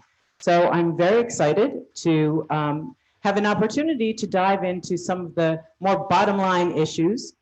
And just to set the stage, the broad-based business and economic relations between our two countries restarted in 2013 when Foreign Minister Wang Yi was visiting Israel and said, if only we can take the Israeli chip and put it into the Chinese machine, we can strengthen both economies. Then in 2017, China and Israel signed a comprehensive innovation partnership agreement, not a strategic partnership, but an innovation partnership. And that was based on China's strong interest in Israel's innovation and technology capabilities. Israel, for its part, seemed to want Chinese funding to increase its capacity to innovate and develop technologies. This past Friday, the Central Economic Work Conference in China concluded, and it was noted that the Chinese term for stability was used 25 times in that conference, in the report, and that the conference stressed the need, and I'm quoting, to strengthen the national strategic, scientific, and technological strength, strengthen the main position of enterprise innovation, and deepen the combination of industry university research, and continue international scientific and technological cooperation, end quote, which sounds a lot like relations with Israel would be useful. Since the work conference is a key meeting that outlines the country's top economic policy priorities for 2022, what does this say about the potential for business and financial relations between China and Israel? And Professor Leiterman, please. Okay, thanks very much, Caris, for the invitation to participate, and good afternoon, good evening, everyone. I guess, yes, things are changing in China. And from being more focused on external issues, the leading example being the one road, one belt approach, Chinese are now looking inward. They are looking inward, and in fact, as we have seen in the last few months, there have been a series of major changes in regulation, financial regulation, industry, and so on and so forth, having to do with an attempt to get more control, to get a stronger grip over what is going on in the economy. I guess the feeling, and we have some evidence also from Latin American countries in the 1990s and 2000, that sometimes countries go through a process of liberalization and reform, and all of a sudden the leaders are asking themselves, well, maybe we did it too much, and maybe we need to stop. So the issue of the pace of liberalization and reform is clearly a key issue in economic policy. Now, I think, Caris, that as you pointed out, the emphasis now is on stability, okay? The emphasis now is on internal peace within China. We know that China is subject to, previously there was a use of the word vulnerability. There are some social pressures. There are some different, groups in society that feel maybe excluded. There is the periphery, there is the center. The quality and the level of education is not the same in one place versus the other. In the meantime, there is, of course, the increased tension with the United States. This is not going to ease in the next few months or the next year or so. Things are building up there.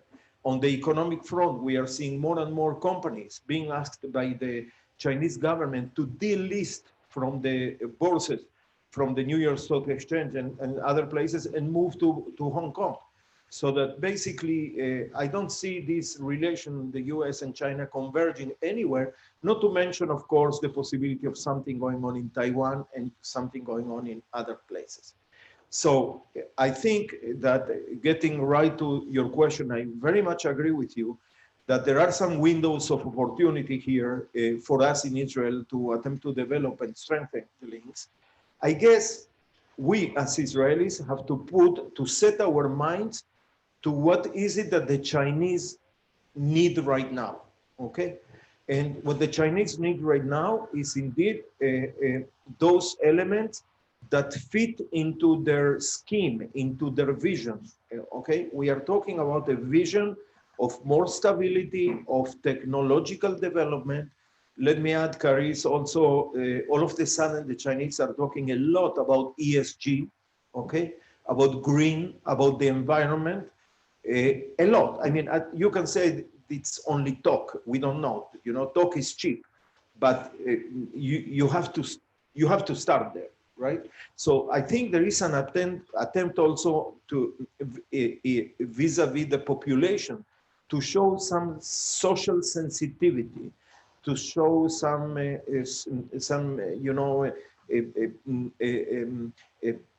respect and some importance for these values in our lives, like the environment and so on, that for many, many years they didn't do that.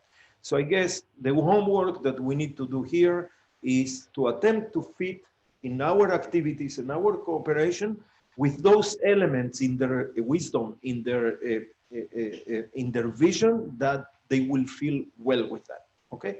At the same time, I think that the rules of the game in China have become more and more uncertain for Israeli companies and for any other foreign companies.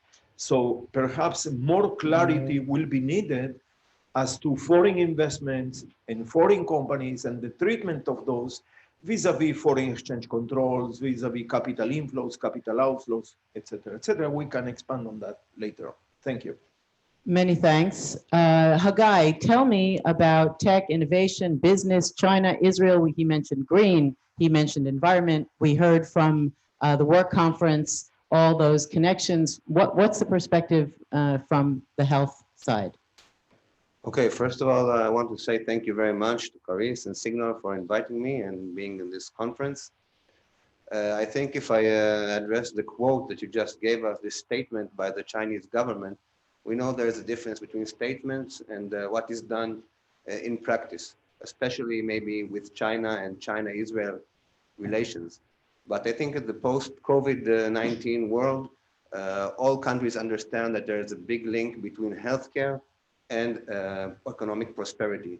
Healthcare is a major part of economic prosperity and economic growth. It is needed to promote a prosperous country and prosperous economy. And today it is even needed to open the economy and make it work. And Israel is definitely a world leader in healthcare services, and in healthcare technology. And I think the Chinese government knows that. And this can be a very good opportunity, like Professor Leiderman said, to find the places where Israel's capabilities fit the needs in China.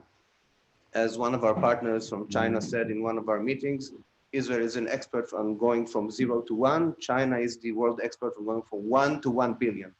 So if we can work together, then the sky is the limit for what we can achieve. And in healthcare Israel, this is what we've been trying to do in the past 4 to 5 years. building agreements and economic cooperation in healthcare between China and Israel. We've signed a series of agreements under the supervision of Chinese Vice President Wang Qishan and Prime Minister Netanyahu, former Prime Minister Netanyahu.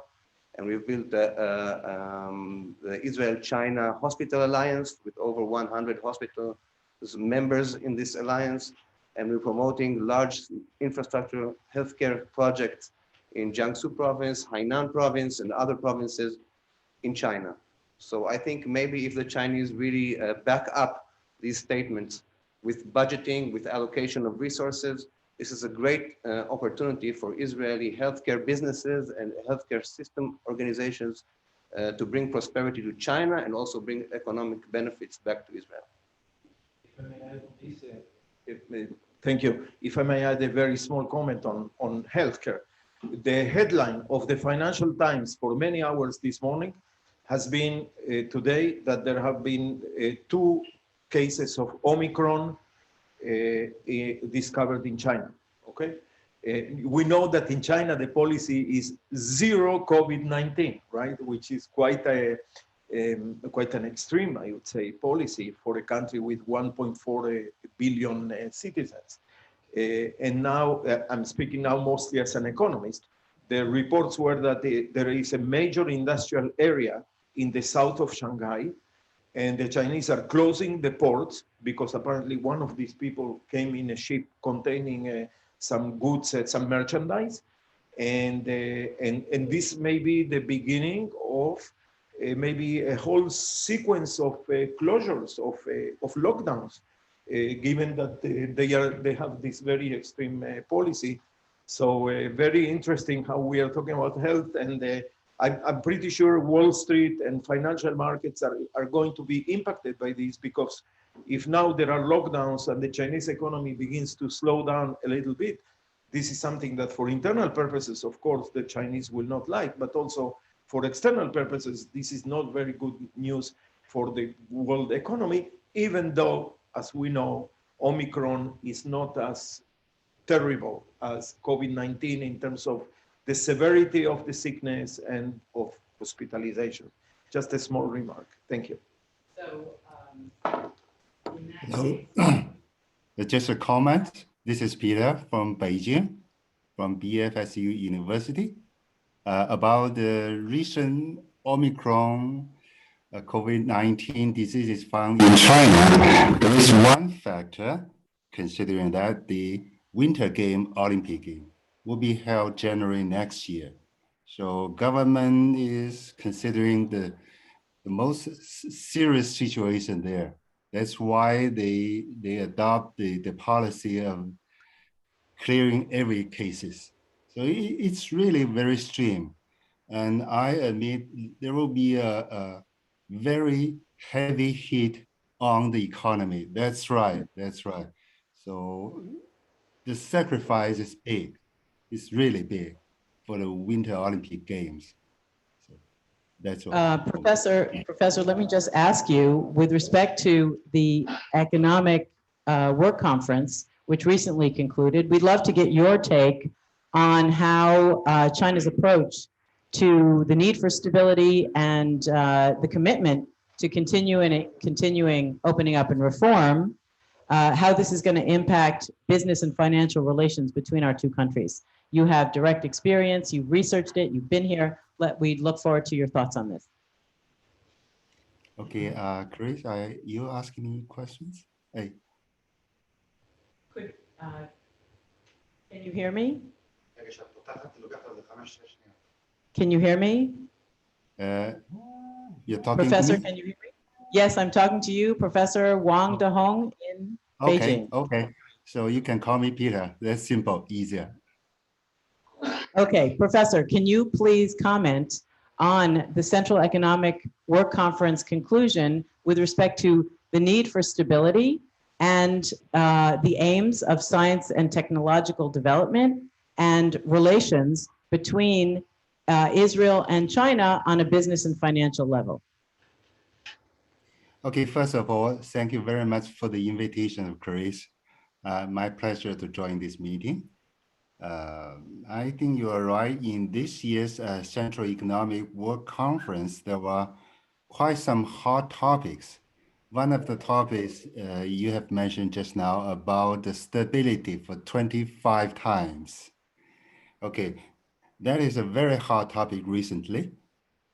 And okay, the two professors already talk about that already, but I have my comments on that. So how do we understand the stability? Why they were referred for 25 times at this time, especially this time? Okay, so from my personal understanding, I could read the strong signal from two aspects. So why at this time they mention the stability for so many times? I mean, the background of the stability. And the second aspect is, so under the word of stability, what kind of measures will be taken to maintain stabilities? So if we understand these two things, we are easy to read the word stability and the meaning of that. So first of all, what is the background of stability? What is the background of stability? It's a very good question. Perhaps you could fill in the direct impact you think it's going to have. Relations between China and Israel are warm. And up until 2019, there were strong ties. We had flights every day between China and Israel, at least one flight a day, if not three, into different cities across the country. Can you tell us a little bit about part of the impact on our trade is our free trade agreement. And during that period of 2016 to 2019, when we had 7 rounds of talks, there was a lot of excitement about increasing trade relations between our countries based on a free trade agreement. But in 2019, it seems that those agreements stalled. We have not continued since then. Of course, COVID hit mid-2020, and can we attribute the pause in this trade agreement development to COVID? Is it U.S. pressure? Is it changes between Israel and China on a business level? Professor Wang, what is your view on that? Okay, that's a very good question. Thank you, Chris. Yes, FTA is actually refers to the free trade agreement, and China and Israel began to talk about FTA started in 2019, and up to now there were 7 round talks already, and we have just as you said just now in 2017, we have 2 round talks.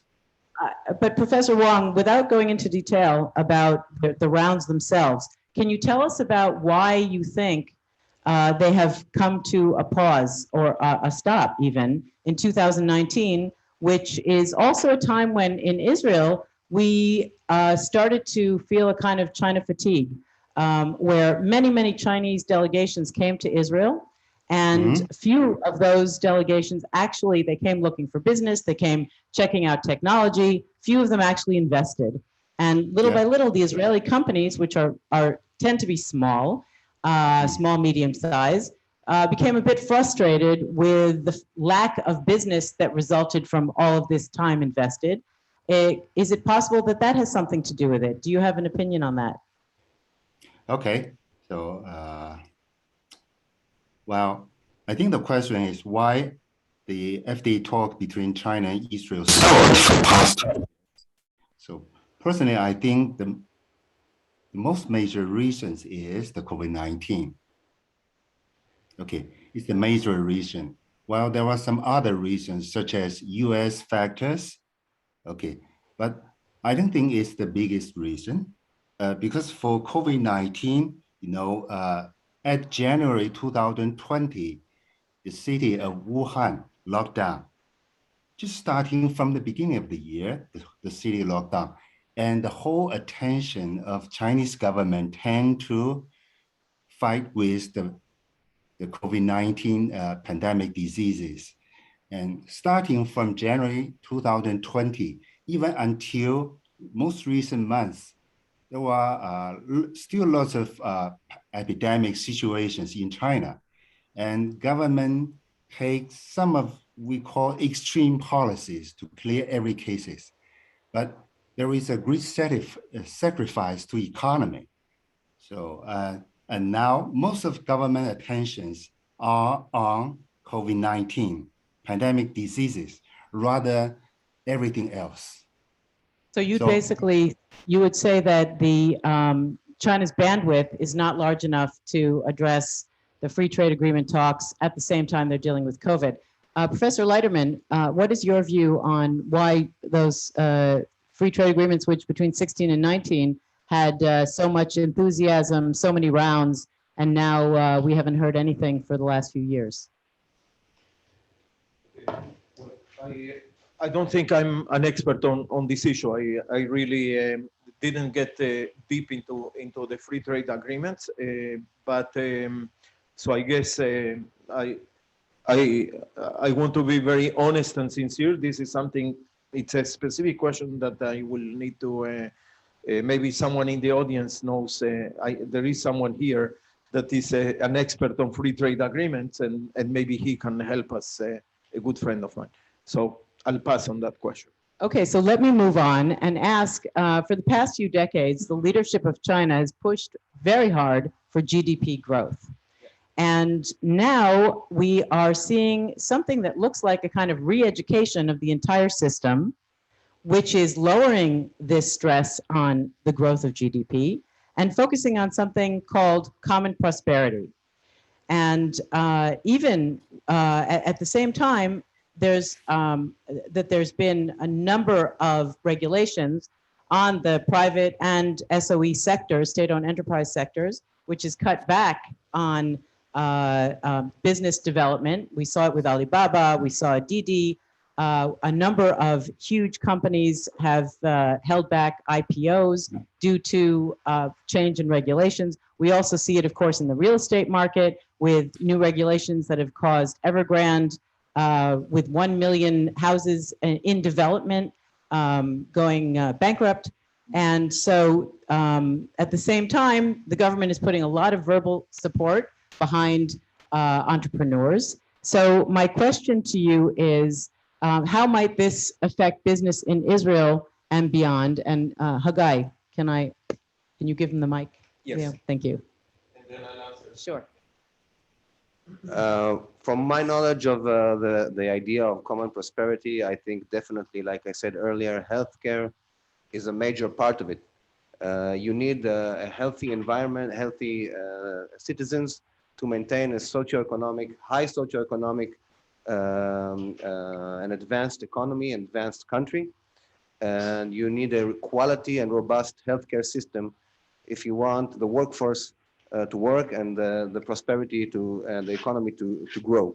So healthcare is a major part of common prosperity in this sense, especially in an aging country like China. Another part of common prosperity, from my understanding, is trying to equalize different conditions between different parts of China.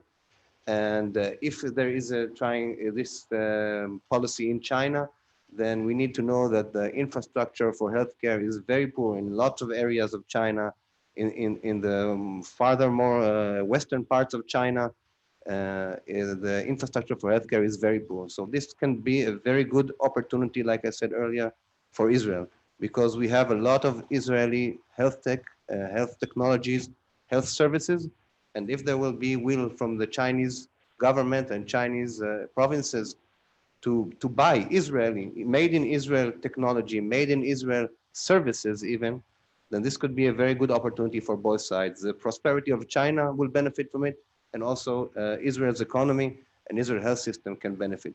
So common prosperity, although it is an inner Chinese policy, it can be a good economic opportunity for Israel if the sides really want to work together. And for that, we need both sides, like you said about the free trade agreement, to really want to work together and to commit to it and allocate the resources and allocate the backing of the political system to push this forward. Thank you very much. Leo. Yeah. So thanks for your question. Clearly, there has been an obsession with growth. And we as economists, in any introduction to economics course, we tell our students that growth should not be a single target of economic policy. You can grow very fastly, but you may have a poor quality of the air and the environment, and you can have a lot of income distribution problems and poverty and so on. So growth should not be an obsession. Growth should be one of the variables in a whole vector of policy targets. Now, one of the things that we have to realize and to fully understand is that part of the growth of China has been non-healthy growth, okay? Part of the growth in China has been just due to the extreme intervention by the authorities, for example, in the real estate sector, given that the real estate sector has a tremendous impact on GDP growth. The real estate sector in China amounts to about 40% of GDP growth. So if you want to basically ignite GDP growth, you can give a lot of subsidies, you can send a lot of money, print a lot of money and disseminate to real estate companies. And then all of a sudden you have a major real estate bubble, and you have Evergrande and Kaisos, and you have all these companies that now are going to be undertaken or nationalized by the government because you want stability. You don't want instability. Stability means that you don't want any major failures in your system. So I guess that in the transition to common prosperity, there are a lot of structural reforms that the Chinese are going to have to do, painful structural reforms. The banking system is in a bad need of reform because it's a system that has not been healthy. It has included a lot of conflict of interest, a lot of intervention by government on who gets how much money, at what interest rate, in what form, in appointments of people from the Communist Party and from and people close to government in top positions over there. And some of the assets in the banking system will have to be erased, will have to be deleted, because some of these assets are loans that banks gave to companies that have become completely obsolete or completely, they will not be able to pay if they are on default. And so there is a lot of cleaning on the balance sheet to be done. And clearly, common prosperity, I think, is part of this new language, new image, new sort of dialogue with the public.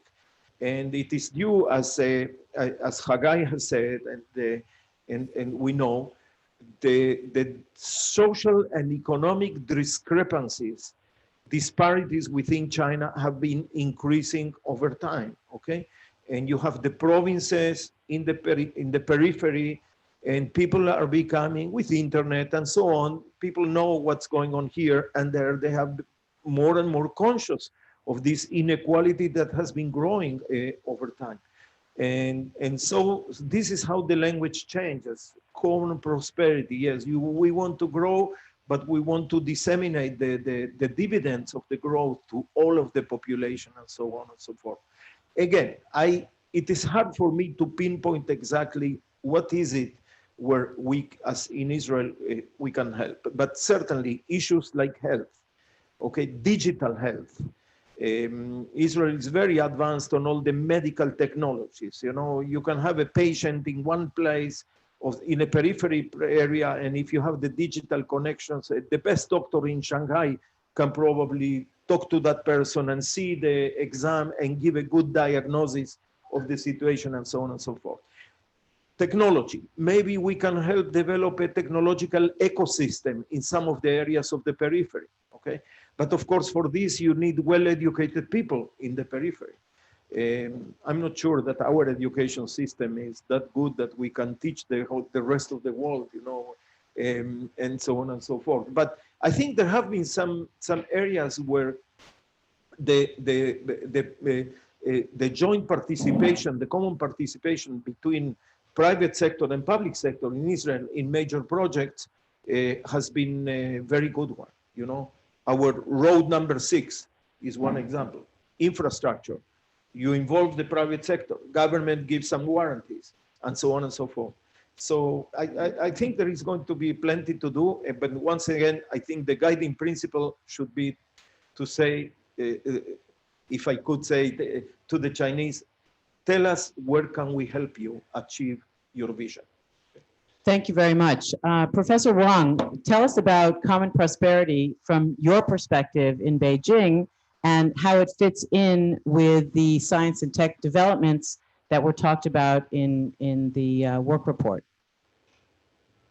Okay, first, I agree with the opinions from Hagai that the common prosperity may create new business opportunities for Israeli companies, especially in medical and healthy services area, because there is a core concept in common prosperity. It's called the third distribution, a very important concept in common prosperity. So what does the third distribution mean? So we have the first and the second distributions, often taught by economics, but in common prosperity, there is a new concept called third distribution. The meaning of the third distribution is defined by official words, is led by society and guided by governments and transfer the social welfare from the rich people to the poor people, to the low-income people. So because the low-income people in China now usually face difficulties, for example, in seeing a good doctor, in obtaining a good employment job, and going to good school. So in order to solve these problems, it is pretty important to improve China's medical systems, health service system. So that's, I think, a very good opportunities for Israeli companies, especially some of the Israeli companies. I know they're very strong in this domain, in this sector.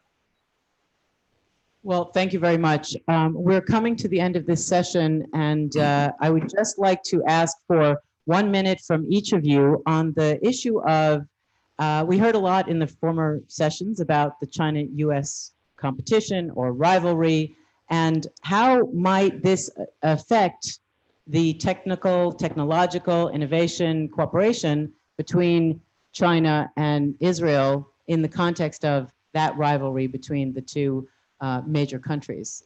Leo, what is your thought? My thought is that it is not new for Israeli startups and Israeli technological firms, the dilemma of saying, well, we want to penetrate the Chinese market, at the same time we do not want to enervate our good alliance with the Americans. I think the key here is to focus on those issues that are less sensitive in terms of the China-US relations. If you are an Israeli company that you are developing something small to this phone that has nothing to do with the national security and with cyber security and so on. If you are developing a medical product, a new remedy, a new thing to measure your vision or whatever, okay, that does not compromise anything having to do with the security defense system, Pentagon, the Chinese army, and so on. These are the points to be. The more you focus on the less sensitive issues, the more you focus on something that could not be a headline in the newspaper, the better off you will be. Okay, 2 seconds. Professor Wang, what are your thoughts on this? Okay, primarily I agree with the professor. I think medical and healthy technology is not that sensitive and could be a good area for further cooperations between Chinese companies and Israeli companies. So my understanding is the COVID-19 pandemic diseases has awakened the huge demands of high-tech medical and health products and services in China. And people are becoming more and more willing to invest in their own health. So that means a huge spending market in medical services, in healthy services. So it will be a very good opportunities for Israeli companies. Many thanks, Professor. Haggai, final words from you. You seem to be the man of the hour with healthcare being at the center of good relations between our countries. Yes, I think, of course, in healthcare, there's a lot of opportunity to cooperate on technologies that are not in the middle or not strategic, but some of healthcare is also strategic because of what we said earlier, because of confidentiality of medical data and issues that are seen as strategic, maybe even more in China than in other areas of the world. So we've been experiencing this, how delicate the situation is around the medical data, for example. So this could be a risk for these opportunities. I do think that many of the Israeli companies, from my knowledge, are very suspicious about working with China. They are afraid of the risks that will come from their US-backed finances or things like that, and they avoid entering China. And maybe in this aspect, you need to educate a little bit the Israeli companies about what are the real risks and what are only the perceived risks of working with China, because definitely there are risks, but not all of them are real ones. Okay, literally 10 seconds because we have to move on to our closing speakers. Yes, maybe one place to start would be the major hospitals. For example, Sheba, Tel HaShomer, has this Sheba Global, okay? And it's doing lots of things globally. We recently were with them in Abu Dhabi and Dubai, and you could see a lot of things going on there, you know?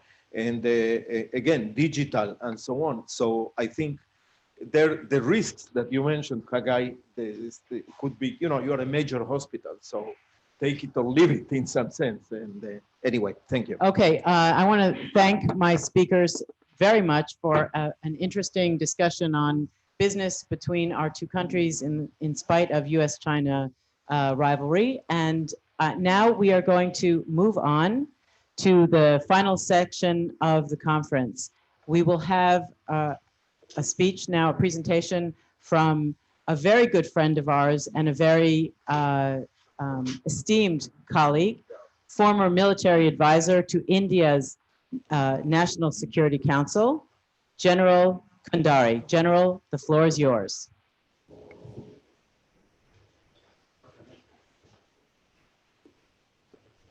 Thank you, Karis. Can you hear me? Hear you great. Thank you so much. Good evening to everyone. It's quite late in the evening here in New Delhi, but I guess there are quite a few of the Indians who would have logged in to hear the interesting discussions that have taken place. And my compliments to Signals and the entire team, which has chosen some very good topics. I want to thank the organizers for inviting me to this important conference, which has policy implications, which have global implications, and what Israel decides to do while balancing its national interests in its parallel engagements with the two great economic powers in the current economic world order. Historically, Israel has struggled to seek support from superpowers since the time the State of Israel was born in a troubled and violent neighborhood. There have been very close relations in the initial years with USSR and France, followed by USA, which for most of the time has been a trusted friend of Israel. The world order is now in transition from a unipolar to bipolar or a multipolar world order.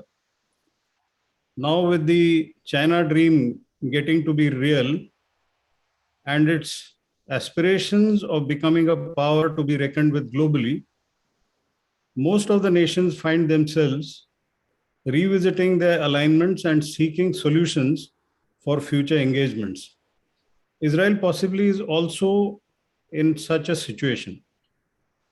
While the world continues to reel under the impact of COVID pandemic, there are still questions about the origin and whether the world body, which was entrusted to do a lot of work for assisting smaller nations whether that has happened or not happened.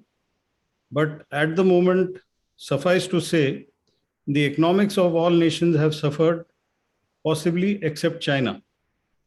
And that is by their own admission. Therefore, nations are looking at global economic powerhouses to bring in investments. China's current investments and future economic opportunities in the region, including the Global Belt and Road Initiative in West Asia, we call it West Asia while possibly you all talk about Middle East, they have clear benefits for Israel, much clearer benefits for China.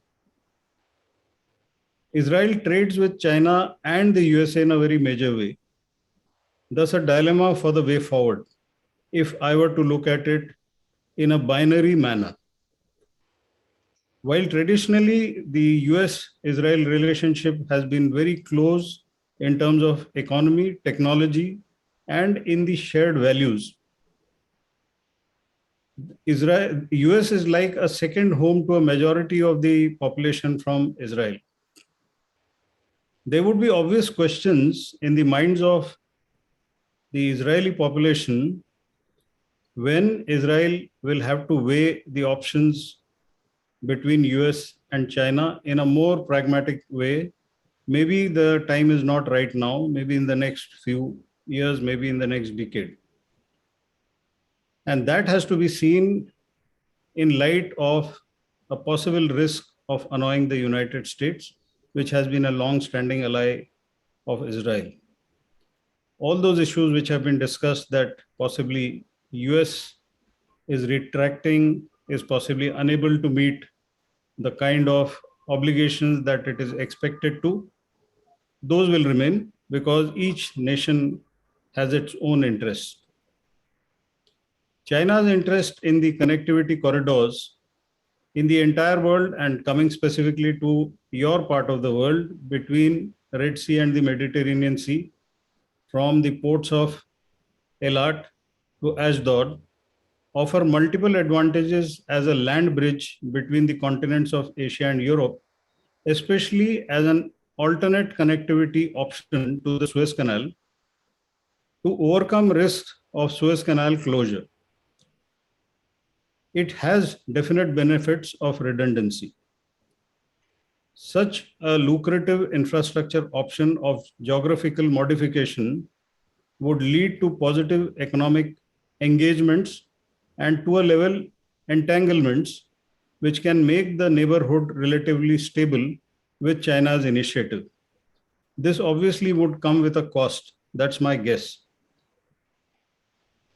The urge or initiative to have Haifa port management and Ashdod port being handled by the Chinese is possibly the biggest red line that we see for the United States. And that has been made evident, and reasons are quite visible. The US 6th Fleet and its operational sensitivity in that area. And there would be many other reasons like sensitivity of United States at increasing Chinese presence in the economic domain as well as the technological domain of Israel. The last few years have witnessed major US pushback, and that has been highlighted to Israel. USA is wary of the dual-use infrastructure initiatives by China. China, as always, is quite keen for shared prosperity agenda and always to pour in huge resources to seek economic relevance in most of the BRI beneficiaries and economic engagement countries, the nuances of which get translated to their becoming a stakeholder after a few years in decision making. Quite a few startups and other corporations in Israel find China's economic attention quite attractive and difficult to refuse. Where this leads eventually to is to be evaluated by the host nation from the prism of long-term sovereignty goals. Economic sovereignty is as vital to a nation as is the territorial integrity. China has an effective media strategy and a diplomatic outreach for soft power impact on the Israeli population. It has been largely effective. I think the speaker who's going to speak after me, former Mossad chief Halevi, has spoken quite openly about it, and I do not know whether he would like to reiterate, but I have read what he has said, and he has been quite candid about the sensitivity of safeguarding Israel's infrastructure from external influence. Israel's neighborhood challenges have been progressively addressed in a very deliberate and calibrated manner, Abraham Accord being one such positive measure, and quite a bit of initiative from the United States in this. The lingering issue of Israel's existential threat will continue unless there are assurances which I do not see in the immediate future. The threats are from state as well as non-state actors, and the position that China takes is also to be borne in mind by Israel. Finally, it is their issue of sovereignty and survival. Such an initiative, if engineered by China, will require the highest level of diplomatic skills and economic heft, which only a superpower can afford. While this would be an ideal situation and a solution for the region, the polarized ideology may not permit for such a utopian solution. Whether the increasing Chinese engagement has an impact on other countries in the neighborhood and with Israel's partners of trade will depend on how Israel withstands the economic pressure and takes decisions as independently as possible. Considering the time that has been given to me, I would like to end my intervention and wish Israel all the very best, and also thank the organizers, especially Keris, the esteemed panelists, enthusiastic participants from all those places where it is quite late at night. Thank you very much. God bless you. General Kandari, thank you so much. We are eternally grateful for your friendship to Israel and to Signal, and thank you so much for taking the time, staying up so late, so that you could share your very important thoughts with us today. And now, without further ado, the final talk for the evening, closing remarks from someone I think I can call a friend, as well as a treasure to Israel, Ambassador Ephraim Halevi. The floor is yours.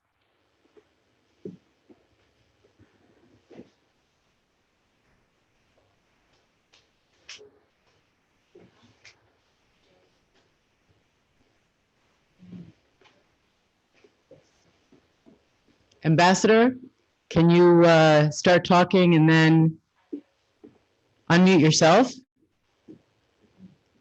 And we'll be on our way. Ambassador Halevi. Fine. First of all, I'd like to congratulate Keris and her team for producing such an interesting and innovative afternoon with people from various parts of the world, obviously including a very impressive group of people who have represented China at these meetings. And I have learned a lot from what I have heard. And I think everybody who has been attending this webinar will probably decide and assume that it has been a worthwhile way to use your time. Given the late hour that we are talking, I would like to, shall we say, talk about the elephant in the room. And I'm saying this because I'm going to raise a few issues and matters which I believe are of grave importance, both to the state of Israel and to international security, and to leave all the listeners, including the distinguished people from China food for thought as to the future. We are meeting here this afternoon at the same time that in Vienna talks are on to determine whether the current negotiations between the 5+1 and Iran will produce an agreement or not. And it's still unclear whether this will be the final result of the meeting. Strangely, of all the 5+1 actors at this meeting, the only actor of which there's been almost no mention whatsoever is really the only actor who could be very effective, most effective in bringing about a successful conclusion of this meeting. And that factor is China. Because the relationship between China and Iran is a relationship which has been developing over the years, which has been a relationship which China has viewed as a strategic target of its efforts. And only a few months ago, it's concluded a new defense and security agreement with Iran, which also includes an intelligence chapter. And what is very clear is that the relationship between Iran and China is probably the most effective and the most lucrative contact and relationship that Iran enjoys. I would think I would not be exaggerating if I said that the economy of Iran today probably depends on China more than on any other country in the world.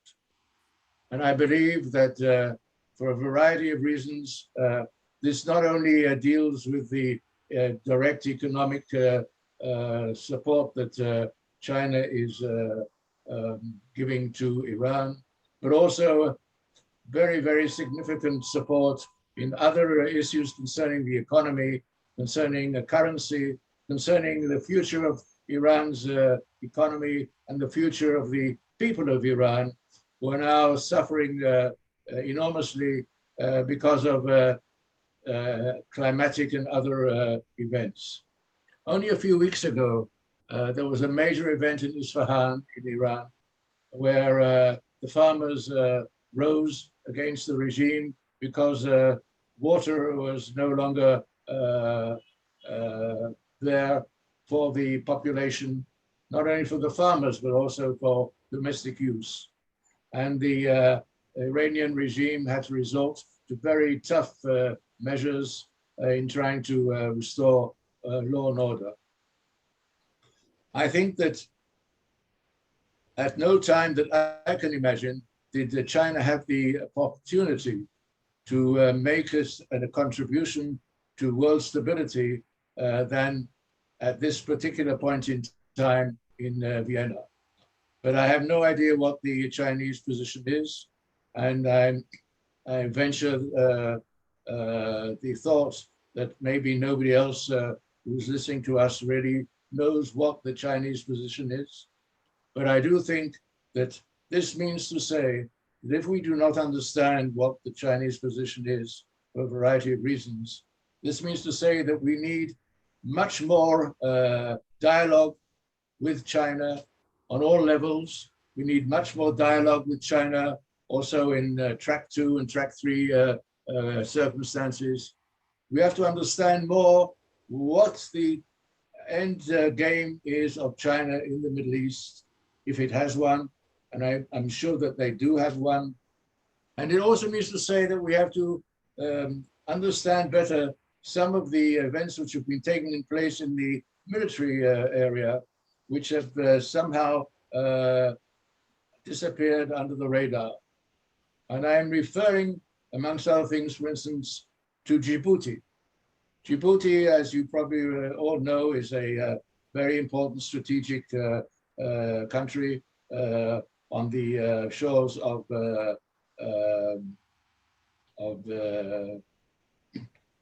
East Africa. And it is a country which has a concentration of many powers around the world who have also a military presence of one kind or another in Djibouti. China was one of the last to take such a position and to establish a military presence in Djibouti in 2013. And it began with a small little outpost of about 150 soldiers. This outpost has now increased in scope, which has over 2,000 people there, maybe much more. And what is interesting is that the port of Djibouti has a section, of course, under Chinese control, just as there are sections under control of the United States, France, and other countries. And this particular part of the port has now ended with having a dock which can allow the docking of aircraft carriers from China in Djibouti. I do not understand, I honestly don't understand what the purpose is of this new capability, just as I do not understand much of the larger considerations that China has in the Middle East and also in the Persian Gulf, of course. And these are matters which I think we need to have more opportunity to discuss together. There's also one other element which I would just refer to very briefly, because if I didn't refer to it, people would be surprised that I didn't mention it. But the fact of the matter is that Israel still has shall we say, the comfort of having one country, other country in the world which seeks its destruction. And in this case, the country which is seeking Israel's destruction is Iran. And therefore, I think that in this respect as well, the influence that China has on policy in Iran is probably the strongest influence there is from a foreign power in the world. And this, of course, is also a chance for China to show and to allow discussion on their policies, and to allow also maybe a realignment of some of these policies given current developments in the region and also in the Gulf, which have been mentioned. I'm saying this because I believe very, very intensely that meeting people who have different opinions and even conflicting opinions is the business of people like us, like you, all of you who have joined in this meeting this afternoon, and for which I say again, we are very, very in debt to Caris and a group. And I think that we need to have the possibility to talk to China and to talk with China on various levels at various times. I'm saying this as a person who visited China 4 years before relations were established between China and Israel. I was there on a mission, not a secret mission, not a clandestine mission, not a mission which had an intelligence aspect at all. I was there with the knowledge of the hosts of the Chinese on a certain project in which we were of help to China at the time, and which the Chinese appreciated at the time. And Israel at the time was very interested in being of help to China so that ultimately we would reach the point where we would have diplomatic relations. I think that this is something which we have to bear in mind when we look at what we are doing in this kind of an environment like Signal. Signal, in my view, is a magnificent project which Caris single-handedly launched. I think it's a project which enables and allows not only for discussions to take place in the atmosphere that is we have met this afternoon, but also can be the trigger of other meetings, of other kinds of fora who get together, because the more we talk, the less we will have war. Or as Churchill used to say, talk is better than war. And on this somewhat, shall we say, not happy note, but expectant note, and a note of hope and of confidence in future meetings, I wish everybody and every one of you a safe return to affairs of the moment. Thank you. Ambassador Halevi, thank you so much. We really appreciate that you took the time and conveyed those serious and important ideas. And we also appreciate your recognition of the contribution that we try to make in promoting that dialogue.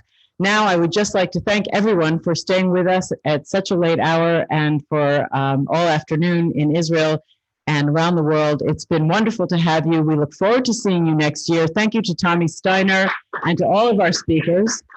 And next year, we hope to have hybrid, but a lot more people in the room. So take care, stay healthy, and we'll see you next year. Bye-bye.